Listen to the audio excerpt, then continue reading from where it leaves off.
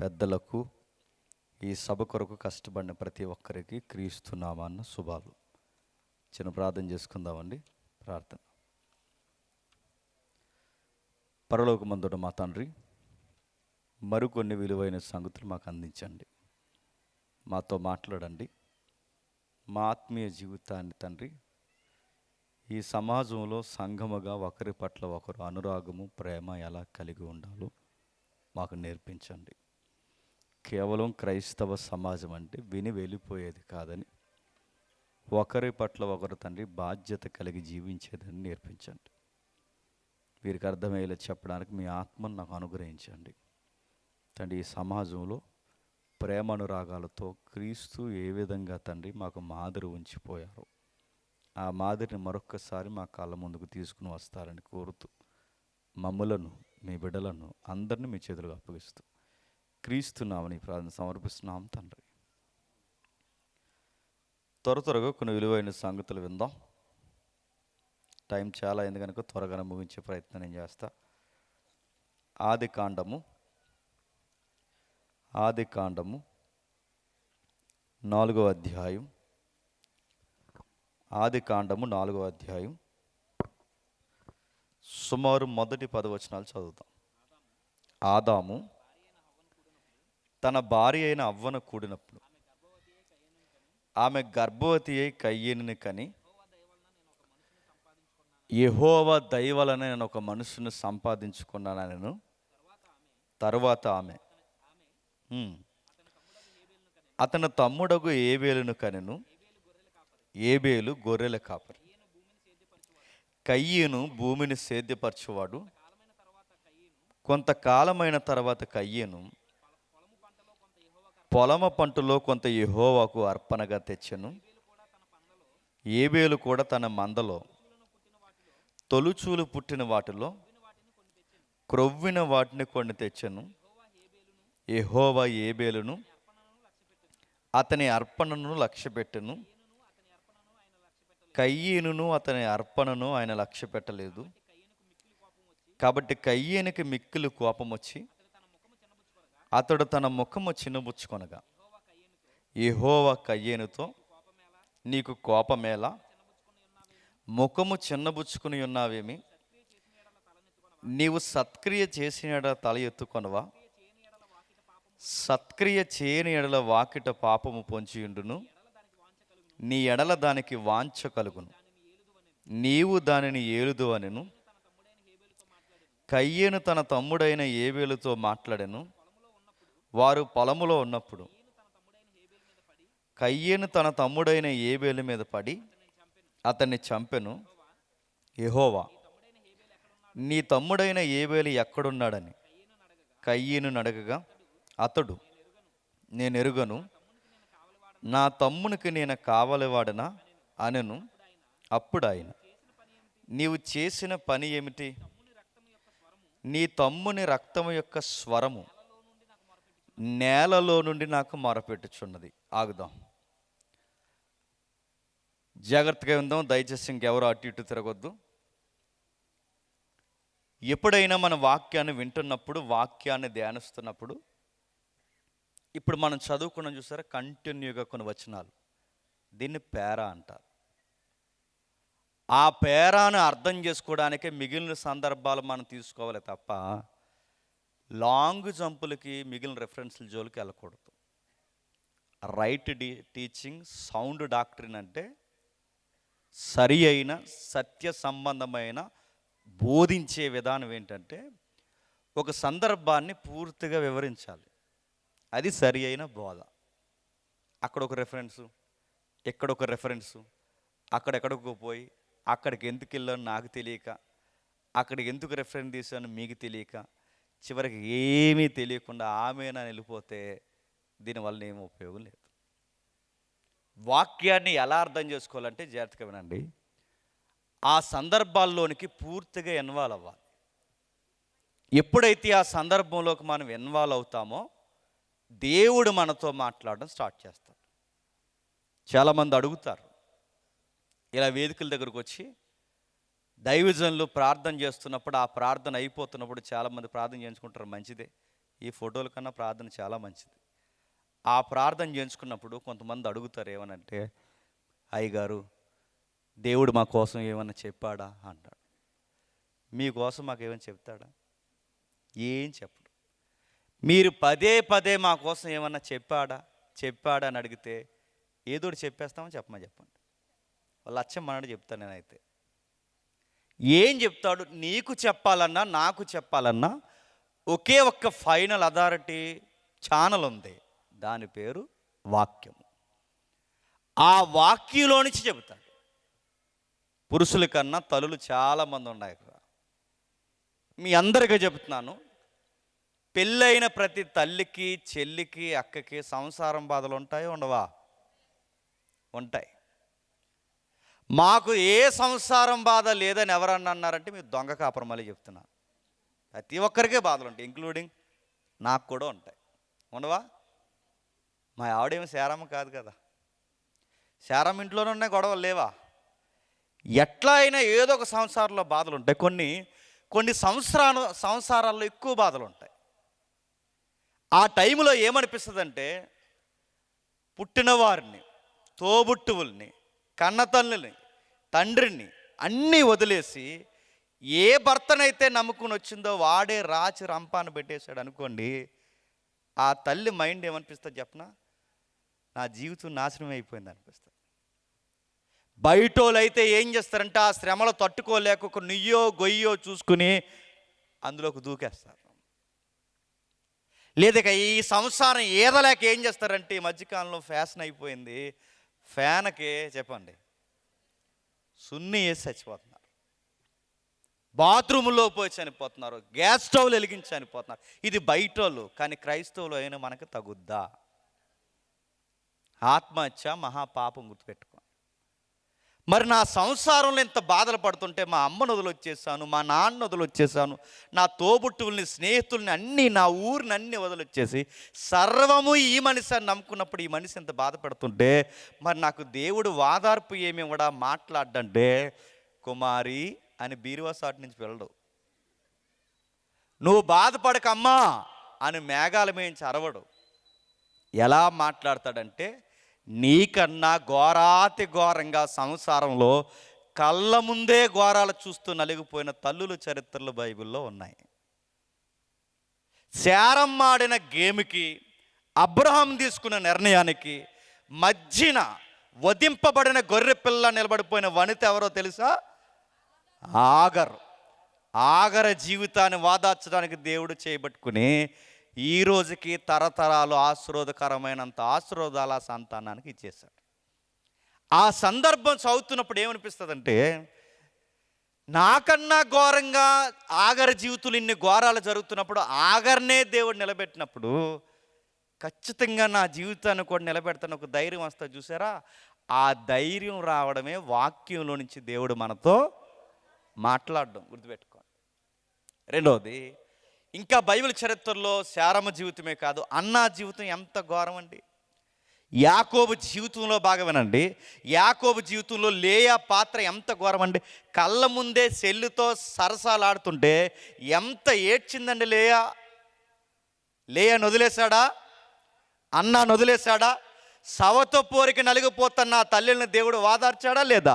ఈ సందర్భాలు చదువుతున్నప్పుడు ఆ జనరేషన్లో, ఆ తరాల్లో, ఆ సంసారాలు నిలబెట్టిన దేవుడు ఈ జనరేషన్లో, ఈ సంసారంలో నలిగిపోతున్న నన్ను నా దేవుడు వాదారుస్తున్న ఒక ధైర్యం వస్తుంటేదే చదువుతుంటే ఆ ధైర్యం రావడమే దేవుడు మనతో మాట్లాడడం వాక్యంలో నుండి. పురుషులైన వారైతే నడుతున్నాను, వ్యాపారాల్లో మోసపోతాం, పురుషులు స్నేహితుల దగ్గర మోసపోతాం, నమ్మిన వాళ్ళ దగ్గర మోసపోతాం. అలాంటప్పుడు అనిపిస్తుంది, ఈయన్ని నమ్మితే నాకు వ్యాపారంలో ఎంత దెబ్బ కొట్టాడేంటి, ఈయన నమ్ముతుంటే సహోదరుడిగా నాకు ఎంత కీడు చేశాడని నువ్వు బాధపడక మునిపే బైబిల్లో నీకన్నా ఘోరంగా నలిగిపోయిన చరిత్రలు ఉన్నాయి. యోసేపుని ఎవరు అమ్మేశారు తెలుసా? సొంత అన్నయ్యలు అమ్మేశారు. దానియేలుని ఎవరు ఇరికించేశారు తెలుసా? సొంత ఎంప్లాయీస్, కొలిక్స్ ఆయన్ని ఇరికించేశారు. ఆయన పౌలు గారిని రాళ్ళిచ్చి కొట్టింది ఎవరు తెలుసా? స్వజనులు. ఇలాంటివన్నీ చదువుతుంటే ఆయా కాలాల్లో ఆ పురుషులకు తోడై ఉన్న దేవుడు ఈ కాలంలో కూడా దేవుడు నీకు తోడుంటాడు, ఒక ధైర్యం వస్తుందే ఆ ధైర్యం రావడమే దేవుడు మనతో మాట్లాడు. ఇప్పుడు చెప్పండి, దేవుడు మాట్లాడతాడు. ఎలా మాట్లాడతాడంటే వాక్యంలోంచి మాట్లాడతాడు. ఇక్కడ జాగ్రత్త, మళ్ళీ కొంచెం గమనిక. దేవుడు వాక్యంలోంచి మాట్లాడతాడన్నాం కాబట్టి ఇక ప్రతీది వాక్యాన్ని అడగడం మొదలెట్టారు. ఎవడో ఊరు వెళ్ళాలనుకున్నాడంట. ఊరు వెళ్తే ఏం చేయాలి? ఊరు వెళ్ళిపోవాలి. బైబిల్ దగ్గరికి వచ్చి అడిగాడట, నేను రేపు హైదరాబాద్ వెళ్ళాలా వద్దా అని. ఇలా బైబిల్ తీసి ఇలా కొట్టి ఇలా బైబిల్ తీస్తే అతనికి ఒక రెఫరెన్స్ వచ్చింది. అంతటా అతడు లేచి బయలుదేరిన అనగానే బ్యాగ్ కట్టుకుని హైదరాబాద్ పోయాడు. అడుగుతాను, హైదరాబాద్ వెళ్ళాలో వద్దో బైబిల్ చెప్తుందా? దేవుడు వాక్యంలోంచి మాట్లాడతాడంటే, మళ్ళీ చెప్తున్నాను, అతడు ఊరెళ్ళాలని వాక్యాన్ని అడిగాడట. అంతటా అతను లేచి బయలుదేరని కిందకి చదువు. ఆ కింద ఏమిటి చెప్పిన, అంతటా అతను లేచి పోయి ఊరేసుకున్నాడని ఉంటుంది. అది చదవు. నా మాటలు మీకు అర్థమవుతున్నాయా? వాక్యాన్ని ఎక్కడ ఎలా అప్లై చేసుకోవాలో తెలియాలి. వాక్యంలోంచి దేవుడు మాట్లాడుతున్న ప్రతీది వాక్యానికి అప్లై చేయకూడదు. రెండోది, నిన్న ఈ సెషన్లో చెప్పాను, ఎంతమంది విన్నారో ఆ ఉదాహరణ. ఒక ఆమెకి ఎప్పుడో పూర్వకాలం స్నేహితుడు పరిచయం అయ్యాడు. ఆ పూర్వకాల స్నేహితులకు మళ్ళీ దిక్కుమాలిన గెట్ టుగెదర్లు ఉంటాయి కదండి. 10th class get together, intermediate farewell పార్టీలాగా మళ్ళీ గెట్ టుగెదర్లు ఇవన్నీ ఉంటాయి. ఇంక పని ఏమి లేదు వీళ్ళకి. గెట్ టుగెదర్, ఈ గెట్ టుగెదర్కి వెళ్తే అప్పుడు ఇంకా ప్రేమితో ఉన్నాడు అంటే ఇవన్నీ పెద్ద ఐశ్వర్యాన్ని. అప్పటి నుంచి ప్రేమిస్తే మరి నీ కోసం ఇంకా ఈ గుండు కొట్టుకుంటుంది అన్నాడు అంటాడు. అనగానే ఇవిడికి మళ్ళీ పులకించింది. ఏంటి? గుండె. ఆ హృదయం పులకిస్తే అప్పటి నుంచి తర్జన భర్జన అయిపోతుందంట. ఇప్పుడు వీడికి ఏం చెప్పాలి? వీడికి ఎస్ చెప్పాలా, నో చెప్పాలని, ఆల్రెడీ పెళ్ళి అయిపోయింది వీడికి మేడంకి. ఎస్ చెప్పాలా, నో చెప్పాలని అలా ఫీల్ అయిపోతున్నప్పుడు ఈరోజు ఎట్లయినా సరే దేవుడు నాతో వాక్యంలోంచి మాట్లాడతాడని చెప్పి ఆ వాక్యం ఎదురు కూర్చుంటే ప్రసంగం చెప్పారు పాస్టర్ గారు. ఆ మెసేజ్ చాలా బాగా వచ్చింది. ఆ మెసేజ్ అయిన తర్వాత ఆవిడ వచ్చి, పాస్టర్ గారు ఈరోజు దేవుడు చాలా స్పష్టంగా దేవుడు నాతో మాట్లాడేశాడు మీ వాక్యంలోంచి అంది. అనగానే పాస్టర్ గారులకి ఎవరికైనా సరే ఆ రోజు వాక్యం బాగుందంటే ఇంకా ఆనందం తినరు. అది మా బలం, అది బలహీనత. వాక్యం బాగుందంటే చాలు. పాస్టర్ గారు ఏం చేశారంటే, అంత బాగుందమ్మా, దేవునికి మహిమ కలుగును గాక, ఏం మాట్లాడమ్మా నీతో అంటే ఇంక స్పష్టంగా మాట్లాడేశాడంటే. అదే ఏం మాట్లాడాడంటే, నేను మొన్న నుంచి గెట్ టుగెదర్కి వెళ్ళినప్పుడు మా పాత స్నేహితుడు పరిచయం అయ్యాడు, నన్ను ఇంకా ప్రేమిస్తున్నాడు, ఆడికి నో చెప్పాలి ఎస్ చెప్పాలి నేను బాధపడుతున్నప్పుడు వాక్యం నుంచి సెలవు ప్రభు అన్నప్పుడు, మీ వాక్యం విన్నప్పుడు నాతో దేవుడు మాట్లాడు. ఏం మాట్లాడాడంటే, పాత పురుషుడిని సమాధి చేసి కొత్త పురుషుడిని ధరించుకొని వాక్యంలో చెప్పారు. చూసారా? ఇంక నాకు అర్థమైపోయింది అందంట. అంటే ఇంకా అలా ఆయన చంపేద్దన్నమాట. నా మాటలు మీకు అర్థమవుతున్నాయా? ఇది కాదు దేవుడు వాక్యంలోంచి మాట్లాడమంటే. వాక్యంలోంచి మాట్లాడమంటే ఆయనకు ఒక ప్లాన్ ఉంది, ఆయనకు ఒక పర్పస్ ఉంది. ఆయన మన పట్ల ఒక చిత్తం కలిగి ఉన్నాడు. అది జరిగించడానికి ఆది కాండం నుంచి ఎన్నో ప్రణాళికలతో సిద్ధం చేస్తూ వచ్చాడు. అవన్నీ మనకు అర్థం కావాలంటే ఖచ్చితంగా ఆ సందర్భాల్లోనికి తొంగి చూడాలి. సందర్భం అంటే ఏంటంటే, కొందరు వ్యక్తులు ఉంటారు అక్కడ, ఆ వ్యక్తులకు ఒక కాలం ఉంటుంది అక్కడ, ఆ కాలంలో కొన్ని పరిస్థితులు ఉంటాయి అక్కడ, ఆ పరిస్థితుల్లోంచి రాబోతున్న మనకి నేర్పించే కొన్ని పాఠాలు ఉంటాయి అక్కడ. ఇవన్నీ పరిగణలోకి తీసుకుంటేనే దేవుడు మనతో వాక్యంలో నుంచి మాట్లాడతాడు. ఇప్పుడు చూద్దాం ఏముంది 4వ అధ్యాయులు అంటే, ఇద్దరు అన్నదమ్ముల అర్పణ ఉంది. మాకు తెలిసిందేగా, సండే స్కూల్ నుంచి మేము వింటున్నాం, కయ్యేను ఏబేలు అర్పణ. ఏబేలు అర్పణ నచ్చింది, కయ్యేను అర్పణ నచ్చలేదని. వీటి కోసం మనం మాట్లాడుకుంటాం కానీ ఒక ముఖ్యమైన సంగతిని గాలికి వదిలేస్తాం. మరికొంతమంది దాని మీద ఏకంగా పాటలే రాశారు. కానీ ఇవన్నీ కాదు, గుర్తుపెట్టుకోండి, ఒక ప్రాముఖ్యమైన సంగతి ఉంది. ఆ ప్రాముఖ్యమైన సంగతి ఏంటో ఈ 4వ అధ్యాయంలో సంగతి మనకు అర్థం కావాలంటే ముందు అధ్యాయాల్లో ఏం జరిగిందో తెలియాలి. చూద్దాం ఒకసారి. మొదటి అధ్యాయం, ఆది కాండం మొదటి అధ్యాయం, జాగ్రత్తగా వినాలి. ఆది కాండం మొదటి అధ్యాయం 26వ వచనం. దేవుడు మన స్వరూపమందు మన పోలిక చొప్పున నరులను చేయుదము, వారు సముద్రపు చేపలను, ఆకాశ పక్షులను, పశువులను, సమస్త భూమిని, భూమి మీద ప్రాకు ప్రతి జంతువుని ఏలుదురుగాకని పలికెను. దేవుడు తన స్వరూపమందు నరుని సృజించెను, దేవుని స్వరూపమందు వాడిని సృజించను, స్త్రీని గాను పురుషుని గాను వారిని సృజించిన. జాగ్రత్తగా వినండి. ఈ 2 వచనాలు మనం చదువుతుంటే దేవుని స్వరూపమందు దేవుని పోలుకు చొప్పున ఎవరు చేయబడ్డారట? నరులు చేయబడ్డారు. దేవుని స్వరూపమందు దేవుని పోలుకు చొప్పున నరులు చేయబడితే, ఇప్పుడు ప్రశ్న అడుగుతాను, చెప్పండి, దేవుని పోలిక అంటే ఏంటండి? చెప్పాలి. దేవుని పోలిక అంటే చెప్పండి, మన బైబిలే చెప్పండి. కొంచెం ఈ సౌండ్ పెట్టండి బ్రదర్. దేవుని పోలిక అంటే ఏంటి చెప్పాలి. మీరు చెబితే త్వరగా వెళ్ళిపోతారు, చెప్పకపోయినా త్వరగా వెళ్ళిపోతారు. ఎందుకంటే మేము తిరుపతి వెళ్ళాలి. చెప్పండి, నేను మళ్ళీ అడుగుతున్నాను, చెప్పండి, దేవుని స్వరూపం అంటే ఏంటి? అక్కడ ఉంది, చూసి చెప్పండి. దేవుని స్వరూపం అంటే చాలామంది ఏమంటారంటే, ఇదిగో మనలాగా ఉన్నాం అనుకుని, ఇలా చదవరండి, మనలాగే ఉన్నాం అనుకుని దేవుడట యేసుప్రభునికి అన్నాడంట. ఏ హాస్పిటల్లో? వీళ్ళకి తెరవండదండి వీళ్ళకి చదవడం. దేవుని కుమారుడు అంటే దేవుడు కన్నాడని కాదురా అయ్యా. బైబిల్లో కొన్ని పదాలు ఉన్నాయి తెలుసా? వీడు సాతాను పుత్రుడు అని బైబిల్లో ఉంది. ఎవడ సాతాను పుత్రుడు? ఇస్కరియోతు యోధా సాతాను పుత్రుడు అంటే, ఇస్కరియోతు యోధాను సాతానుకు అన్నాదా? రిప్రజెంట్ అని అర్థం. ఆదరణ పుత్రుడు అని బైబిల్లో ఉంది. ఆదరణ పుత్రుడు అంటే బర్నబా ఆదరణ పుత్రుడు. ఆదరణకు పుట్టాడా? ఆదరణకి రిప్రజెంట్ అని. దేవుని కుమారుడు అంటే దేవుడికి పుట్టాడని కాదు. దేవుని స్వరూపం అంటే దేవుడికి కన్నాడని కాదు. దేవుని స్వరూపం అన్నా దేవుని కుమారుడు అన్నా రిప్రజెంట్ దేనికి రిప్రజెంట్, దేనికి ప్రతినిధి అంటే అక్కడ రాశాడు ఏలిక. ఆ వచనంలో చూడండి, దేవుడు ముల్లోకాల్ని ఏలుతుంటే ఆ ముల్లోకాల్ని ఏలే ఏలికగున్న దేవుని కింద ఈ భూలోకాన్ని ఏలే ఏలికలు ఎవరో తెలుసా? ఆదాము అవ్వ. అది దేవుని పోలిక. దేవుని పోలిక అంటే నీలాగా నాలాగా కాదు. నాకు తెలిసి ఇక్కడ 1000 ఉన్నారో 2000 మంది ఉన్నారు నాకు తెలియదు, కానీ ఈ 2000 మంది అందరూ ఒకేలా ఉన్నారా?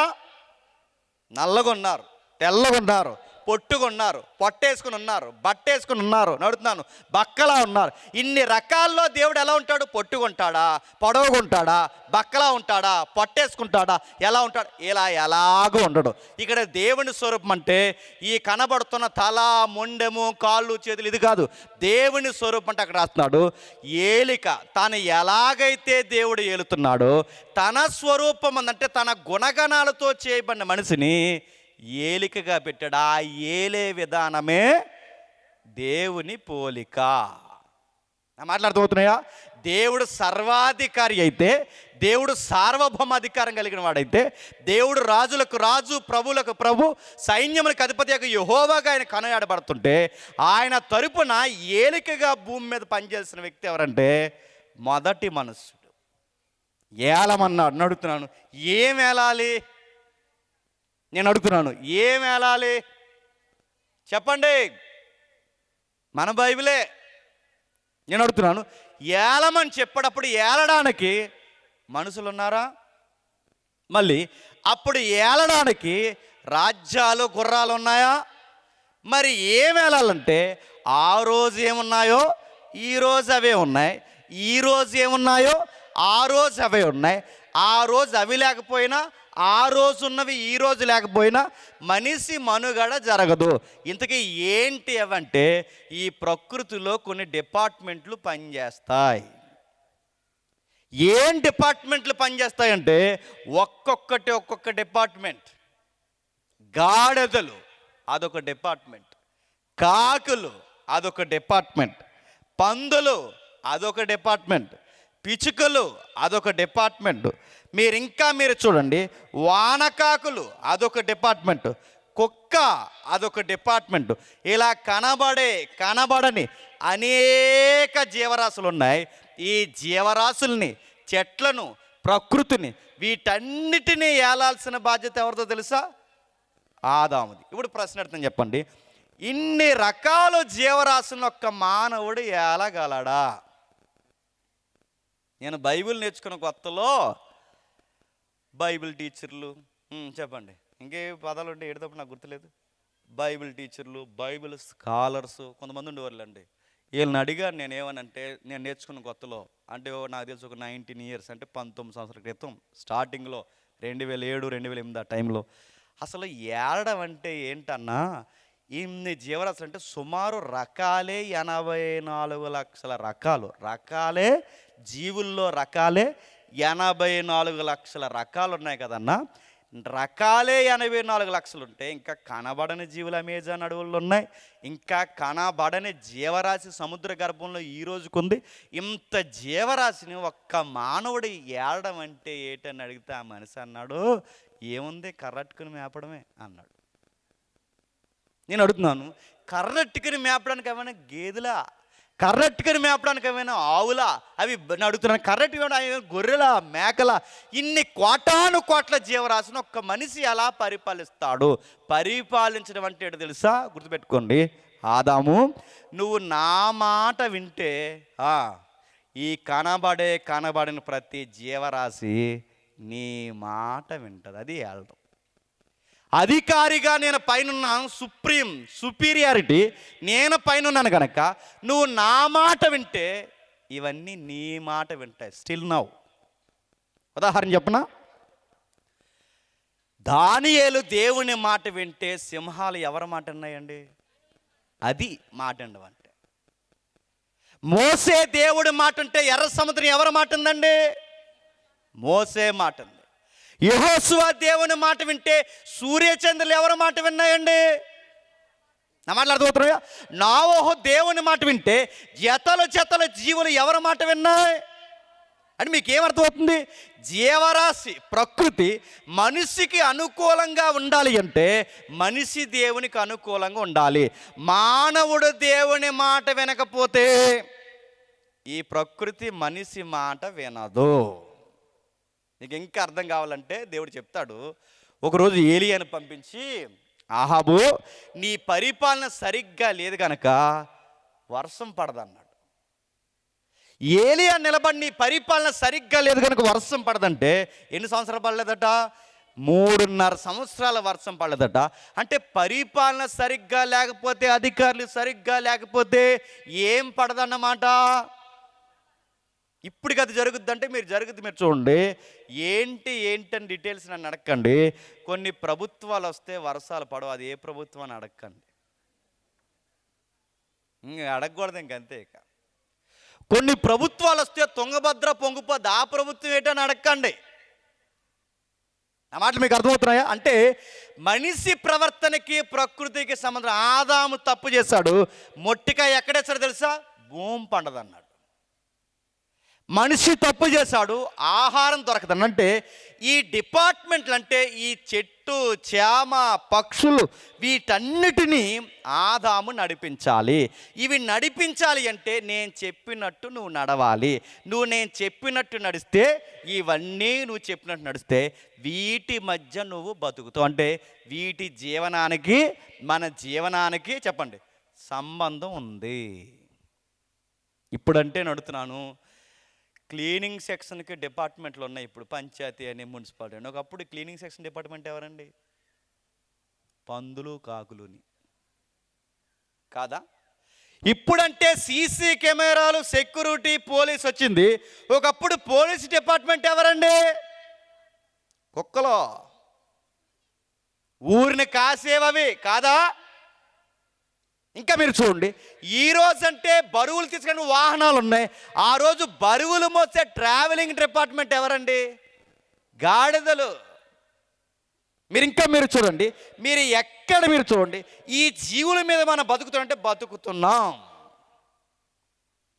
ఇలాగే చైనా వాడు తెలుసుగా, పొట్టాయన మన తల మీద ఉంటాడు, మన ఇండియా తల మీద పైన ఉత్తర భూభాగం పైన ఉంటాడు. చైనా వాడు పొట్టోడికి పుట్టుడు ఆలోచనలన్నీ విప్లవాలు అన్నీ ఆడి పుట్టించాడండి. ఆ విప్లవాలు పుట్టించిన పొట్టాయన ఏం చేశాడంటే, చైనా వాళ్ళు ఏం చేశారంటే, ఇదిగో మన దేశం చాలా పెద్దది, అలాగే జనాభా కూడా ఎక్కువ, మన దేశము జనాభా ఎక్కువ కనుక మనకు అధిక పంట దిగుబడి కావాలి. అందుకు మనం ఏం చేద్దామంటే, అధిక దిగుబడి మనకు రావాలి కనుక మన ధాన్యం కొరత ఏర్పడకుండా ఉండాలి అంటే ఈ పక్షుల్ని మనం అరికట్టాలన్నాడు. ఒక్కొక్క పిచ్చుకు వచ్చి ఇన్నేసి గింజలు తింటే, కొన్ని లక్షల పిచ్చుకలు వచ్చి అన్నేసి గింజలు తింటే ఎన్ని టన్నుల ధాన్యాన్ని తినేస్తే, అందుకే ఈ పిచ్చుకలను సంహరిద్దామన్నారు. అందుకే ఆ రోజు ఏం తీసుకొచ్చారంటే పిచ్చుకల మీద విప్లవం. అన్ని విప్లవాలు ఎవరికి? చైనా వాడికి. ఆ విప్లవం తీసుకొచ్చాడు, ఆ విప్లవాన్ని రెచ్చగొట్టాడు. కనబడిన ప్రతి పక్షిని, కాకిని చంపడం మొదలెట్టారు. ఈ చంపేసిన తర్వాత ఆ ఏడాది ఏమనుకున్నారంటే ఇక అధిక దిగుబడి వచ్చేస్తుంది, ఇంక అధిక పంట మనకు వస్తుంది అనుకున్నారు. ఇంక అధిక దిగుబడి మనకు వస్తుంది, పండేద్దాం అనుకునే టయానికి ఇక పంట చేతికొచ్చే సమయానికి ఏమని చెప్పినా మొత్తం పంట చీడపీడ పట్టేసింది. ఇదేంటి, పిచ్చుకలు లేవు కదా, ఈ పిచ్చుకలు లేని మొత్తం పంటకి చీడపీడ ఎలా పట్టిందనగానే వీళ్ళకి అర్థమైంది ఏంటంటే మేము మందులు కొట్టాం, ఎరువులు కొట్టాం అనుకున్నారు. కానీ వీళ్ళు ఎన్ని మందులు కొట్టినా సావన పురుగు ఒకటి ఉంది. ఆ పురుగులను అరికట్టే డిపార్ట్మెంట్ ఎవరో తెలుసా? పిచ్చుకలు. ఈడు పిచ్చుకలను చంపేస్తే వీడికి ధాన్యం బాగా పండుతుంది అనుకోండి, కానీ ఈడు పిచ్చుకలను చంపేస్తే మొత్తం కలిపి ధాన్యాన్ని ఎవరు చంపేసింది తెలుసా? పురుగులు చంపేసింది.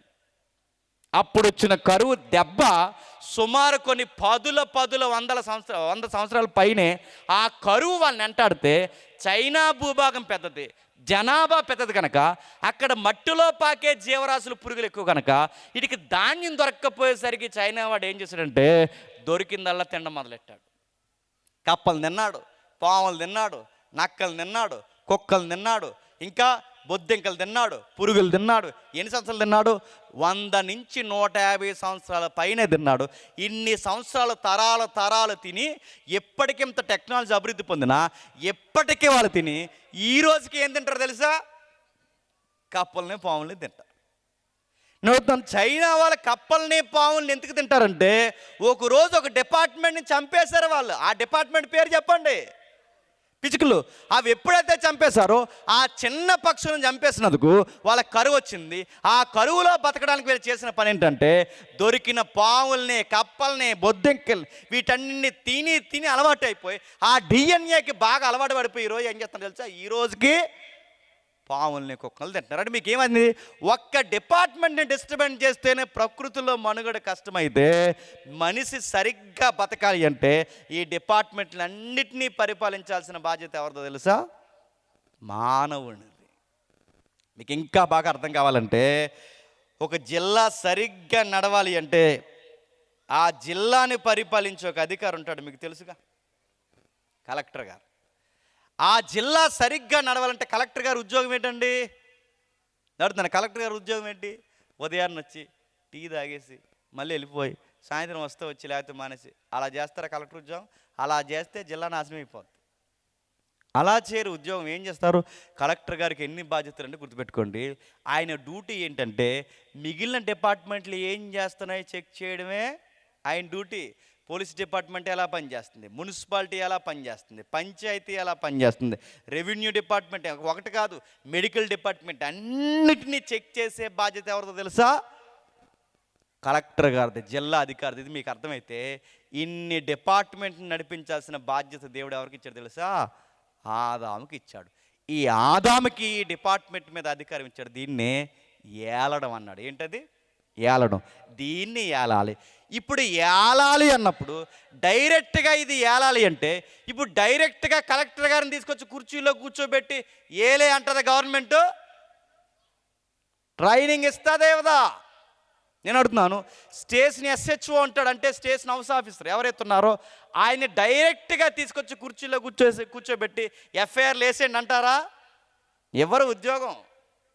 ఏం చేస్తారు? స్టేషన్ ఆఫీసర్ అయినా, జిల్లా కలెక్టర్ అయినా, ఏ గవర్నమెంట్ ఆఫీసర్ అయినా, తహసీల్దార్, MRO అయినా ఎవరైనా డైరెక్ట్గా ఆఫీసర్ అవ్వరు. వాళ్ళని ఏం చేస్తారంటే ముందు ట్రైనింగ్ పీరియడ్లో పెడతారు. ఆ ట్రైనింగ్ పీరియడ్లో వాళ్ళు సరిగ్గా ఆ నైపుణ్యత సాధిస్తేనే ఆ స్టేషన్ వాళ్ళ చేతుల్లో పెడతారు. వాళ్ళు సరిగ్గా నడిపిస్తేనే ఆ జిల్లాని వాళ్ళ చేతుల్లో పెడతారు. వాళ్ళు సరిగ్గా మండలాన్ని నడిపిస్తేనే ఆ MRO ఆఫీస్ వాళ్ళ చేతుల్లో పెడతారు. ఇది మీకు అర్థమైతే ఆదాము యావత్తు భూమిని పరిపాలించాలి అంటే ఆదాముకి ట్రైనింగ్ ఉండాలా వద్దా? అందుకే ట్రైనింగ్ స్టార్ట్ చేశాడు. ఎక్కడ చూద్దాం ఒకసారి. ఆదికాండము 2వ అధ్యాయం, త్వరగా మన బైబిలే. ఆదికాండము 2వ అధ్యాయం 7వ వచనం నుండి. ఆదికాండము 2వ అధ్యాయం 7వ వచనం నుండి. దేవుడైన యెహోవా నేలమట్టితో నరుని నిర్మించి వాని నాసికారంధ్రంలో జీవవాయువును వదగా నరుడు జీవాత్మాయను. దేవుడైన యెహోవా తూర్పున ఏదేనులో ఒక తోట వేసి తాను నిర్మించిన నరుణ్ణి దానిలో ఉంచెను. మరియు దేవుడైన యెహోవా చూపునకు రమ్యమైనదియు ఆహారానికి మంచిదైన ఆ తోట మధ్యన జీవవృక్షమును మంచి చెడ్ల తెలివినిచ్చే వృక్షమును ఆ నేల నుండి మొలిపించను. ఆ తోటను తరుపుటకు ఏదో నుండి ఒక నదిని బయలుదేరదాన్ని సుమారు 4 శాఖలుగా ఎడదీసింది. ఇదంతా మీకు తెలుసు కాంటెక్స్ట్.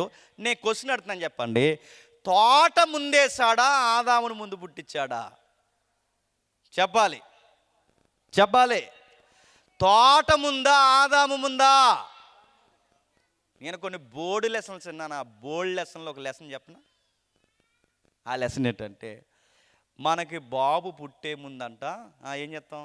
వియ్యాలు ఎలాగైతే కొంటామో, మనం బాబు పుట్టినప్పుడట బాబుకి కావాల్సిన స్వెటర్లు ఎలా కొంటామో, మనం బాబు పుట్టకముందే సాక్సులు, టెడ్డీబేర్లు, ఇంకా చెప్పండి డైపర్లు ఎలా కొంటామో, అలాగే ఆదాము వచ్చే టయానికంట ఇవన్నీ ఉయ్యాల్లో కొనేసి ఉండేసాడు దేవుడు.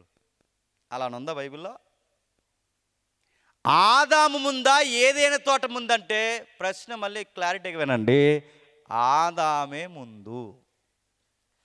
ఆదామును తయారు చేసి ఆదామును తయారు చేసిన ఆదామును ఎక్కడ తీసుకెళ్తున్నాడు తెలుసా? తోట దగ్గర తీసుకెళ్తున్నాడు. తోట దగ్గర తీసుకెళ్ళి ఆ తోటను నాటుతూ ఆదాముకు చూపిస్తూ, మీరు కావాలంటే ఇంటికి వెళ్ళి మొత్తం స్టడీ చేయండి. ఆ తోటను నాటుతూ ఆదాము చూస్తుండగా ఏమి రప్పించాడట? జంతువులను రప్పించాడట. ఆదాము చూస్తుండగా నదుల్ని పాయలు చేస్తున్నాడట. ఆదాము చూస్తుండగా చెట్లను అభివృద్ధి పరుస్తున్నాడట. అంటే ఆదాము చూస్తుండగా ఇవన్నీ చేస్తున్నాడు. అంటే ఆదాము చూస్తుండగా ఇవన్నీ ఎందుకు చేస్తున్నావు ప్రభు అంటే, ఆదాముకి ట్రైనింగ్ స్టార్ట్ చేశాడు. అది ట్రైనింగ్ అనడానికి ఆధారం ఏంటంటే, నేను ప్రశ్న అడుగుతాను, చెప్పండి. ఇందాక మొదటి అధ్యాయం 26 వచ్చిన చదువున్నప్పుడు ఏమనుంది? యావత్తు భూమిని ఏం చేయాలట? ఏలాలి. యావత్తు భూమిని ఏలాలని చెప్పిన దేవుడు 2వ అధ్యాయం 15 వచనంలో ఏం చెప్తున్నాడు చూడండి. అదే 2వ అధ్యాయం 15 వచనంలో జాగ్రత్తగా ఉండాలి. అదే 2వ అధ్యాయం 15 వచనం, దేవుడైన యెహోవా నరుని తీసుకొని ఏదైనా తోటను సేద్యపరచుటకును దాన్ని కాచుటకును దానిలో ఉంచాడు. ఏం చేయకంటే ఏదైనా తోటను సేద్యపరచుటకును దాన్ని కాచుటకును, సేద్యపరచుటకును దాన్ని కాచుటకు. ఇందాక మొదటి అధ్యాయం 26 వచనంలో ఏం చదివాం చెప్పండి? యావత్తు భూమిని ఏలాలి. మరి యావత్తు భూమిని ఏలేవాడిని తీసుకెళ్ళి యావత్తు భూమి ఏలకుండా ఎక్కడ పెడుతున్నాడు? ఏదైనా తోటలో అడుగుతున్నాను. యావత్తు భూమిని ఏలమని చెప్పిన వాడు ఏదైనా తోటలో పెట్టినాడట. కాయాలి, సేద్యపరచాలి, కాయాలి, సేద్యపరచుటకును కాచుటకును. ఏవి సేద్యపరచాలి? ఏదైనా తోటను సేద్యపరచాలి, ఏదైనా తోటను కాయాలి. మరి మొదటి అధ్యాయంలో యావత్తు భూమిని కాయమన్నాడుగా. మరి ఏదైనా తోటలు ఎందుకు పెడుతున్నాడంటే, మీకు అర్థమవుతుందో లేదో, యావత్తు భూమిని కాయాలి అంటే ఏదైనా తోట ట్రైనింగ్ సెంటర్ అన్నమాట. నా మాటలు అర్థమవుతున్నాయా? అంటే యావత్ కలెక్టర్ గారు డైరెక్ట్గా ఎలాగైతే వెళ్ళి సీట్లో కూర్చోరో, ఆదాము డైరెక్ట్గా ఎలాగైతే ఏలికి అయిపోడో, బాగా అర్థమవుతుందో లేదో, ఒక ఆఫీసర్ ఎలాగైతే డైరెక్ట్ తీసుకొచ్చి అధికార పీఠంలో కూర్చోబెట్టరో, అన్ని వర్కులు ఎలాగైతే నేర్చుకున్న తర్వాత తన చేతుల్లో ఎలాగైతే అధికారం పెడతారో, ఆదామును కూడా ఏం చేస్తాడు తెలుసా? ట్రైనింగ్ స్టార్ట్ చేశాడు. ఏదైనా తోటలో పెట్టాడు. ఈ ఏదైనా తోటలో పెట్టినప్పుడు జాతకమైన మొత్తం బైబిల్ అంతా ఆది కాండంలోనే ఉంటుంది. మొత్తం బైబిల్ అంతా ఆది కాండం 10 అధ్యాయాల్లో ఉంది. ప్రకటన గ్రంథంలో ఏం జరిగిందో ఆది కాండంలో అదే జరిగింది. క్రొత్త నిబంధనలో ఏది ఎలిబ్రేషన్ ఇచ్చాడో పాత నిబంధన ఆది కాండంలో అది ఉంది. ఇక్కడ లేనిది ఏది? పాత నిబంధనలో లేనిది, ముఖ్యంగా ఆది కాండంలో లేనిది ఏది కొత్తగా క్రొత్త నిబంధనలో ఏమీ లేదు. మునుపున్నదే మళ్ళీ జరిగింది. నా మాటలు మీకు అర్థమవుతుంది లేదంటే ఆదాము యావత్తు భూమిని పరిపాలించడానికి దేవుడు పని అప్పగిస్తున్నాడు. దాన్ని తోట అంటే ఏంటో తెలుసా? గేన్ అంటాడు దాని హెబ్రీలో. గేన్ అంటే ఏంటంటే టైట్ సెక్యూరిటీ ఇచ్చి లోపల వారు బయటికి కానీ బయటి వారు లోపలికి కానీ ఎవ్వరు పోకుండా ఆహారము నీడ నివాసంతో కలిగి జీవించే దాన్నే తోట అన్నారంటే ఈ తోటలో ఆదాము అవ్వలను పెట్టి అన్నాడట, ఈ చెట్లను చూడాలి, చెట్లను సేద్యపరచుటకును, చెట్లను చెప్పండి కాచుటకును. బాగా వినాలి. చెట్లను సేద్యపరచాలి, చెట్లని కాయాలి. తోటను సేద్యపరచాలి, తోటను కాయాలి. జాగ్రత్తగా వినాలి. తోటను సేద్యపరచాలి, తోటని కాయాలి. సేద్యపరచాలి, కాయాలి. అంటే ఆదాము వర్క్ ఏంటంటే యావత్తు డిపార్ట్మెంట్ని ఏలాలి అంటే ముందు ఇక్కడ వర్క్ ఏంటంటే ముందు ఈ తోటను చూసుకోవడం ఆదాము చెప్పండి నేర్చుకోవాలి. కాయాలి, సేద్యపరచాలి. గమ్మత్తుని చెప్పనా, ఈ సేద్యపరిచి కాయమన్న వర్క్ ఆదాముకు అప్పగిస్తున్నప్పుడు ఒక ప్యాట్రన్లో అప్పగిస్తున్నాడు. జాగ్రత్తగా వినండి. చెట్లను కాయాలి, సేద్యపరచాలి, కాయాలి, సేద్యపరచాలి. అక్కడ వాడుతున్న పదం మీరు జాగ్రత్తగా చూస్తే సేద్యపరచుట అనే దానికి అర్థం ఏంటో తెలుసా? సేద్యపరచుట అంటే ఒక చంటి పిల్లని టయానికి నీళ్ళు ఇచ్చి, టయానికి అన్నం పెట్టి, టయానికి స్నానం ఎలాగైతే చేస్తారో ఆదాము పని ఏంటో తెలుసా? చెట్టుని చంటి పిల్లల్లాగా సాకాలంట. అది సేద్యపరచడం అంటే. నేను అడుగుతున్నాను, ఆదాముకు వర్క్ అప్పగించింది ఏంటంటే సేద్యపరచాలి. ఇప్పుడు ప్రశ్న నేను ఆ రోజుల్లో అడిగాను, సేద్యపరచడం అంటే ఏంటని అడిగితే ఆ రోజుల్లో బైబిల్ స్కాలర్ ఉన్నాళ్ళండి ఒక ఆయన అన్నాడు, ఏముంది సాయంత్రానికి ఆకులు తుడిచేయడమే అన్నాడు. ఆకులు తుడిచేయడం అంట. నా మాటలు అర్థమవుతున్నాయా? వీళ్ళు పూర్తిగా నడుతున్నాను, డిక్షనరీ చూడరు, మూల భాష చూడరు, ఏమీ చూడరు. వీళ్ళకి లోకల్లో అంటే వీళ్ళ ఇలాకాల్లో ఏదైతే అర్థమైందో ఆ అర్థమైన దాంట్లోనే బైబిల్ని బోధించేస్తారు. అందుకే మన టైం లైన్లో చదవకండి బైబిల్ని, ఆ టైం లైన్లో ఏ ఉద్దేశంతో రాయబడిందో అక్కడ విషయాలు మనకు అర్థం కావాలి. ఇప్పుడు సేద్యపరచడంటే ఒక బిడ్డను ఎలా చూడాలో మొక్కను అలా చూడాలి. దాన్ని సేద్యపరచడం, దాన్ని ఏమంటాడంటే అభాండ్ అంటాడు దాన్ని. నెక్స్ట్ కాచుట అంటే సమార్ అన్నాడు. అంటే దాని అర్థం ఏంటి? ఒక పూజారి గుడిలో ఉన్నప్పుడు పూజారి ఎలాగైతే దైవికమైన భక్తి కలిగి భక్తులకి దేవుడికి మధ్యవర్తిత్వం చేస్తాడో, అంటే ఆచరిస్తూ దేవునికి సేవ ఎలా చేస్తాడో పూజారి, అలాగే దేవుడు చెప్పిన మాటను ఆచరిస్తూ ఆ తోటను కాయడమే ఆదాం పని. అంటే ఆచరించాలి, తోటకు చెప్పండి కావాలి, కాయాలి. ఆచరించాలి, కాయాలంటే ఆదాము పని ఏంటంటే దేవుని మాట వింటూ ఆచరించాలి, దేవుని ఆజ్ఞను ఆచరించాలి, చెప్పిన పని చెయ్యాలి. ఆచరించాలి, చెప్పిన పని చేయాలి. ఏం ఆచరించాలి? ఆయన చెప్పిన ఆజ్ఞను ఆచరించాలి.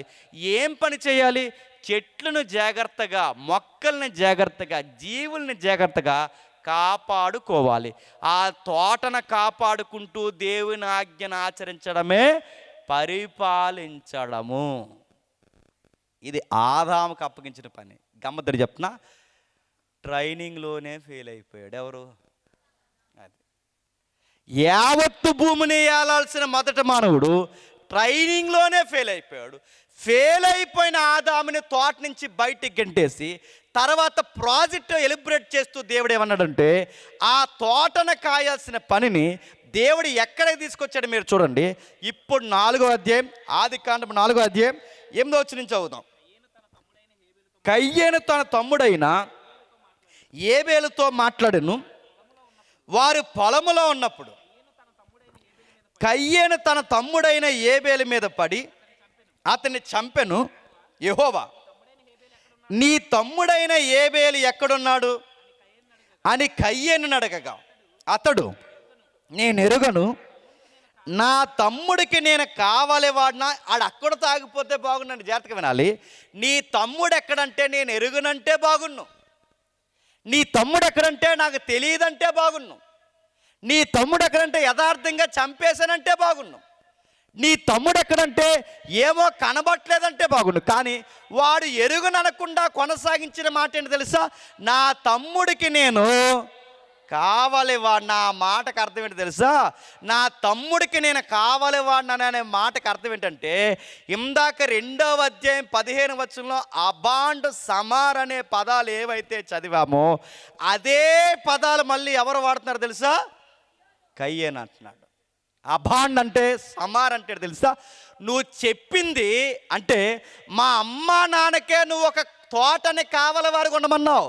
మా అమ్మ నాన్నని తోటని అంటే తోటని కాయాలి, సేజపరచాలి. ఒక తోటనే మా అమ్మ నాన్నే కాయమంటే మా అమ్మ నాన్నే తోటని కాయకపోతే నువ్వు నన్నేమన్నా తోటను కాయమన్నట్టు మా తమ్ముడికి ఏమన్నా కాపలావాడిగా పెట్టావా? అంటే వాళ్ళ నాన్న అమ్మ చేయలేని పనిని దేవుడికి చూపిస్తూ ఎక్కిరిస్తూ మాట్లాడుతున్నది ఎవడో తెలుసా? కయ్యేను గాడు. నేను కావలవాడిని అంటే ఏంటి? నేను అబాండ్ కాదు, సమార్ కదంటే నీ మాట నేను ఆచరించను, నువ్వు చెప్పినట్టు నేను ఎవడికి సేవ చెప్పండి చేయను. నా తమ్ముడికి నేనేమన్నా ఊడిగించేస్తానా? అయినా నువ్వేమన్నా వాడికి అధికారిగా నన్ను పెట్టావా? మా అమ్మ నాన్నని తోట మీద అధికారిగా పెట్టావు, మా అమ్మ నాన్నని ప్రకృతి మీద అధికారం పెట్టావు. వాళ్ళే నీ మాట వినలేదు. చెట్లు కాయమంటే వాళ్ళ కాయలేదు. నా సహోదరుని నువ్వు కాయమంటే చెప్పండి నేను కాస్తానా? మీకేమర్థమవుతుంది? దేవుని మనస్సు, దేవుని యొక్క ఉద్దేశం, దేవుని చిత్తం ఏంటంటే ఆది కాండం నుంచి ఏమి నేర్పిస్తున్నా ప్రభు అంటే క్రొత్త నిబంధనలో ఏమి నేర్చుకోవాలో అదే నేర్పిస్తున్నాడు. ముగిస్తున్నాను, చేత వినండి.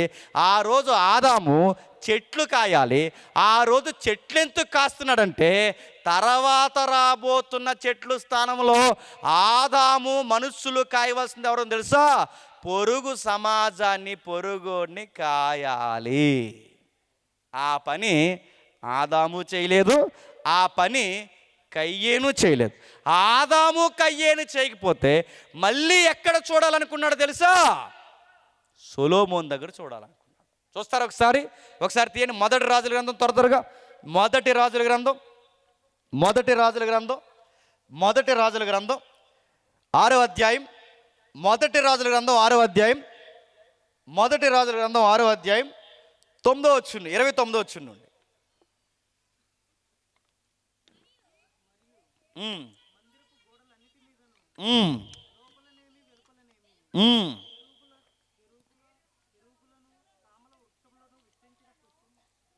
మొదటి రాజుల గ్రంథం 6వ అధ్యాయం 9వ, కొంచెం స్పష్టంగా చదువుదాం.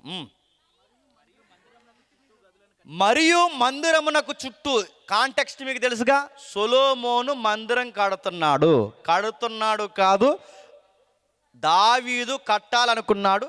దావీదు కట్టాలనుకున్నది దేవుడే కట్టిస్తున్నాడు. ఆ కట్టిస్తున్నప్పుడు సొలొమోనుకు తోసినట్టు కట్టేక దేవుడు చెప్పినట్టే కట్టాలి. దేవుడు ఏమని చెప్తున్నాడు? కడుతున్నప్పుడు ఆ మందిరానికి కొన్ని డిజైన్స్ పెట్టమన్నాడట. ఆ డిజైన్లు ఏంటి చెప్తున్నాడు చూడండి, 29వ వచనంలో.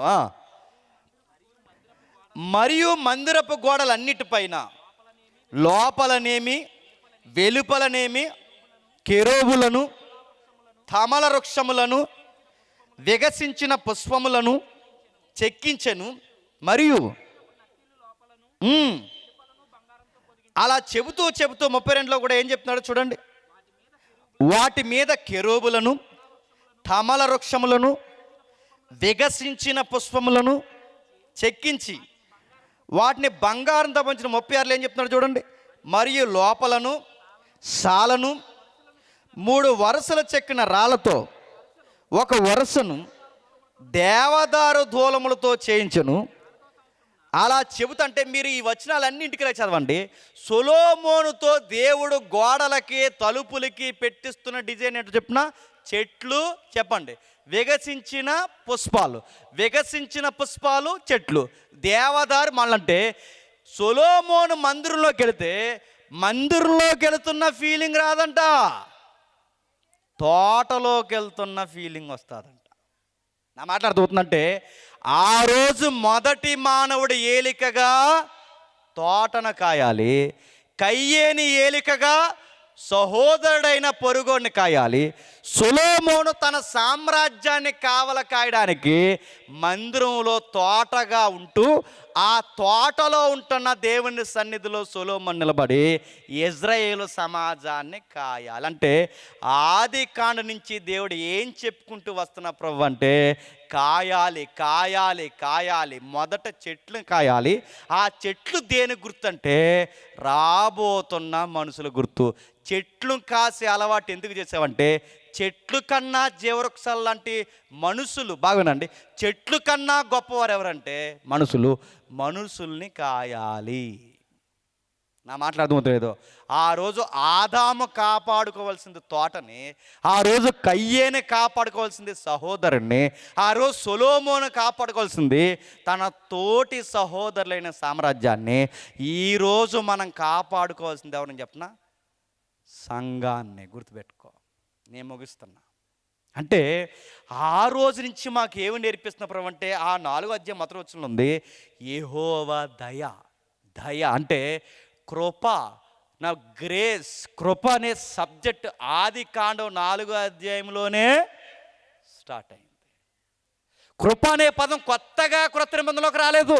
పాత నిబంధనలో తప్పు చేసిన ఆదామములు బతికి ఇంకా బట్టగట్టారంటే కారణం ఏంటి చెప్పిన? కృప.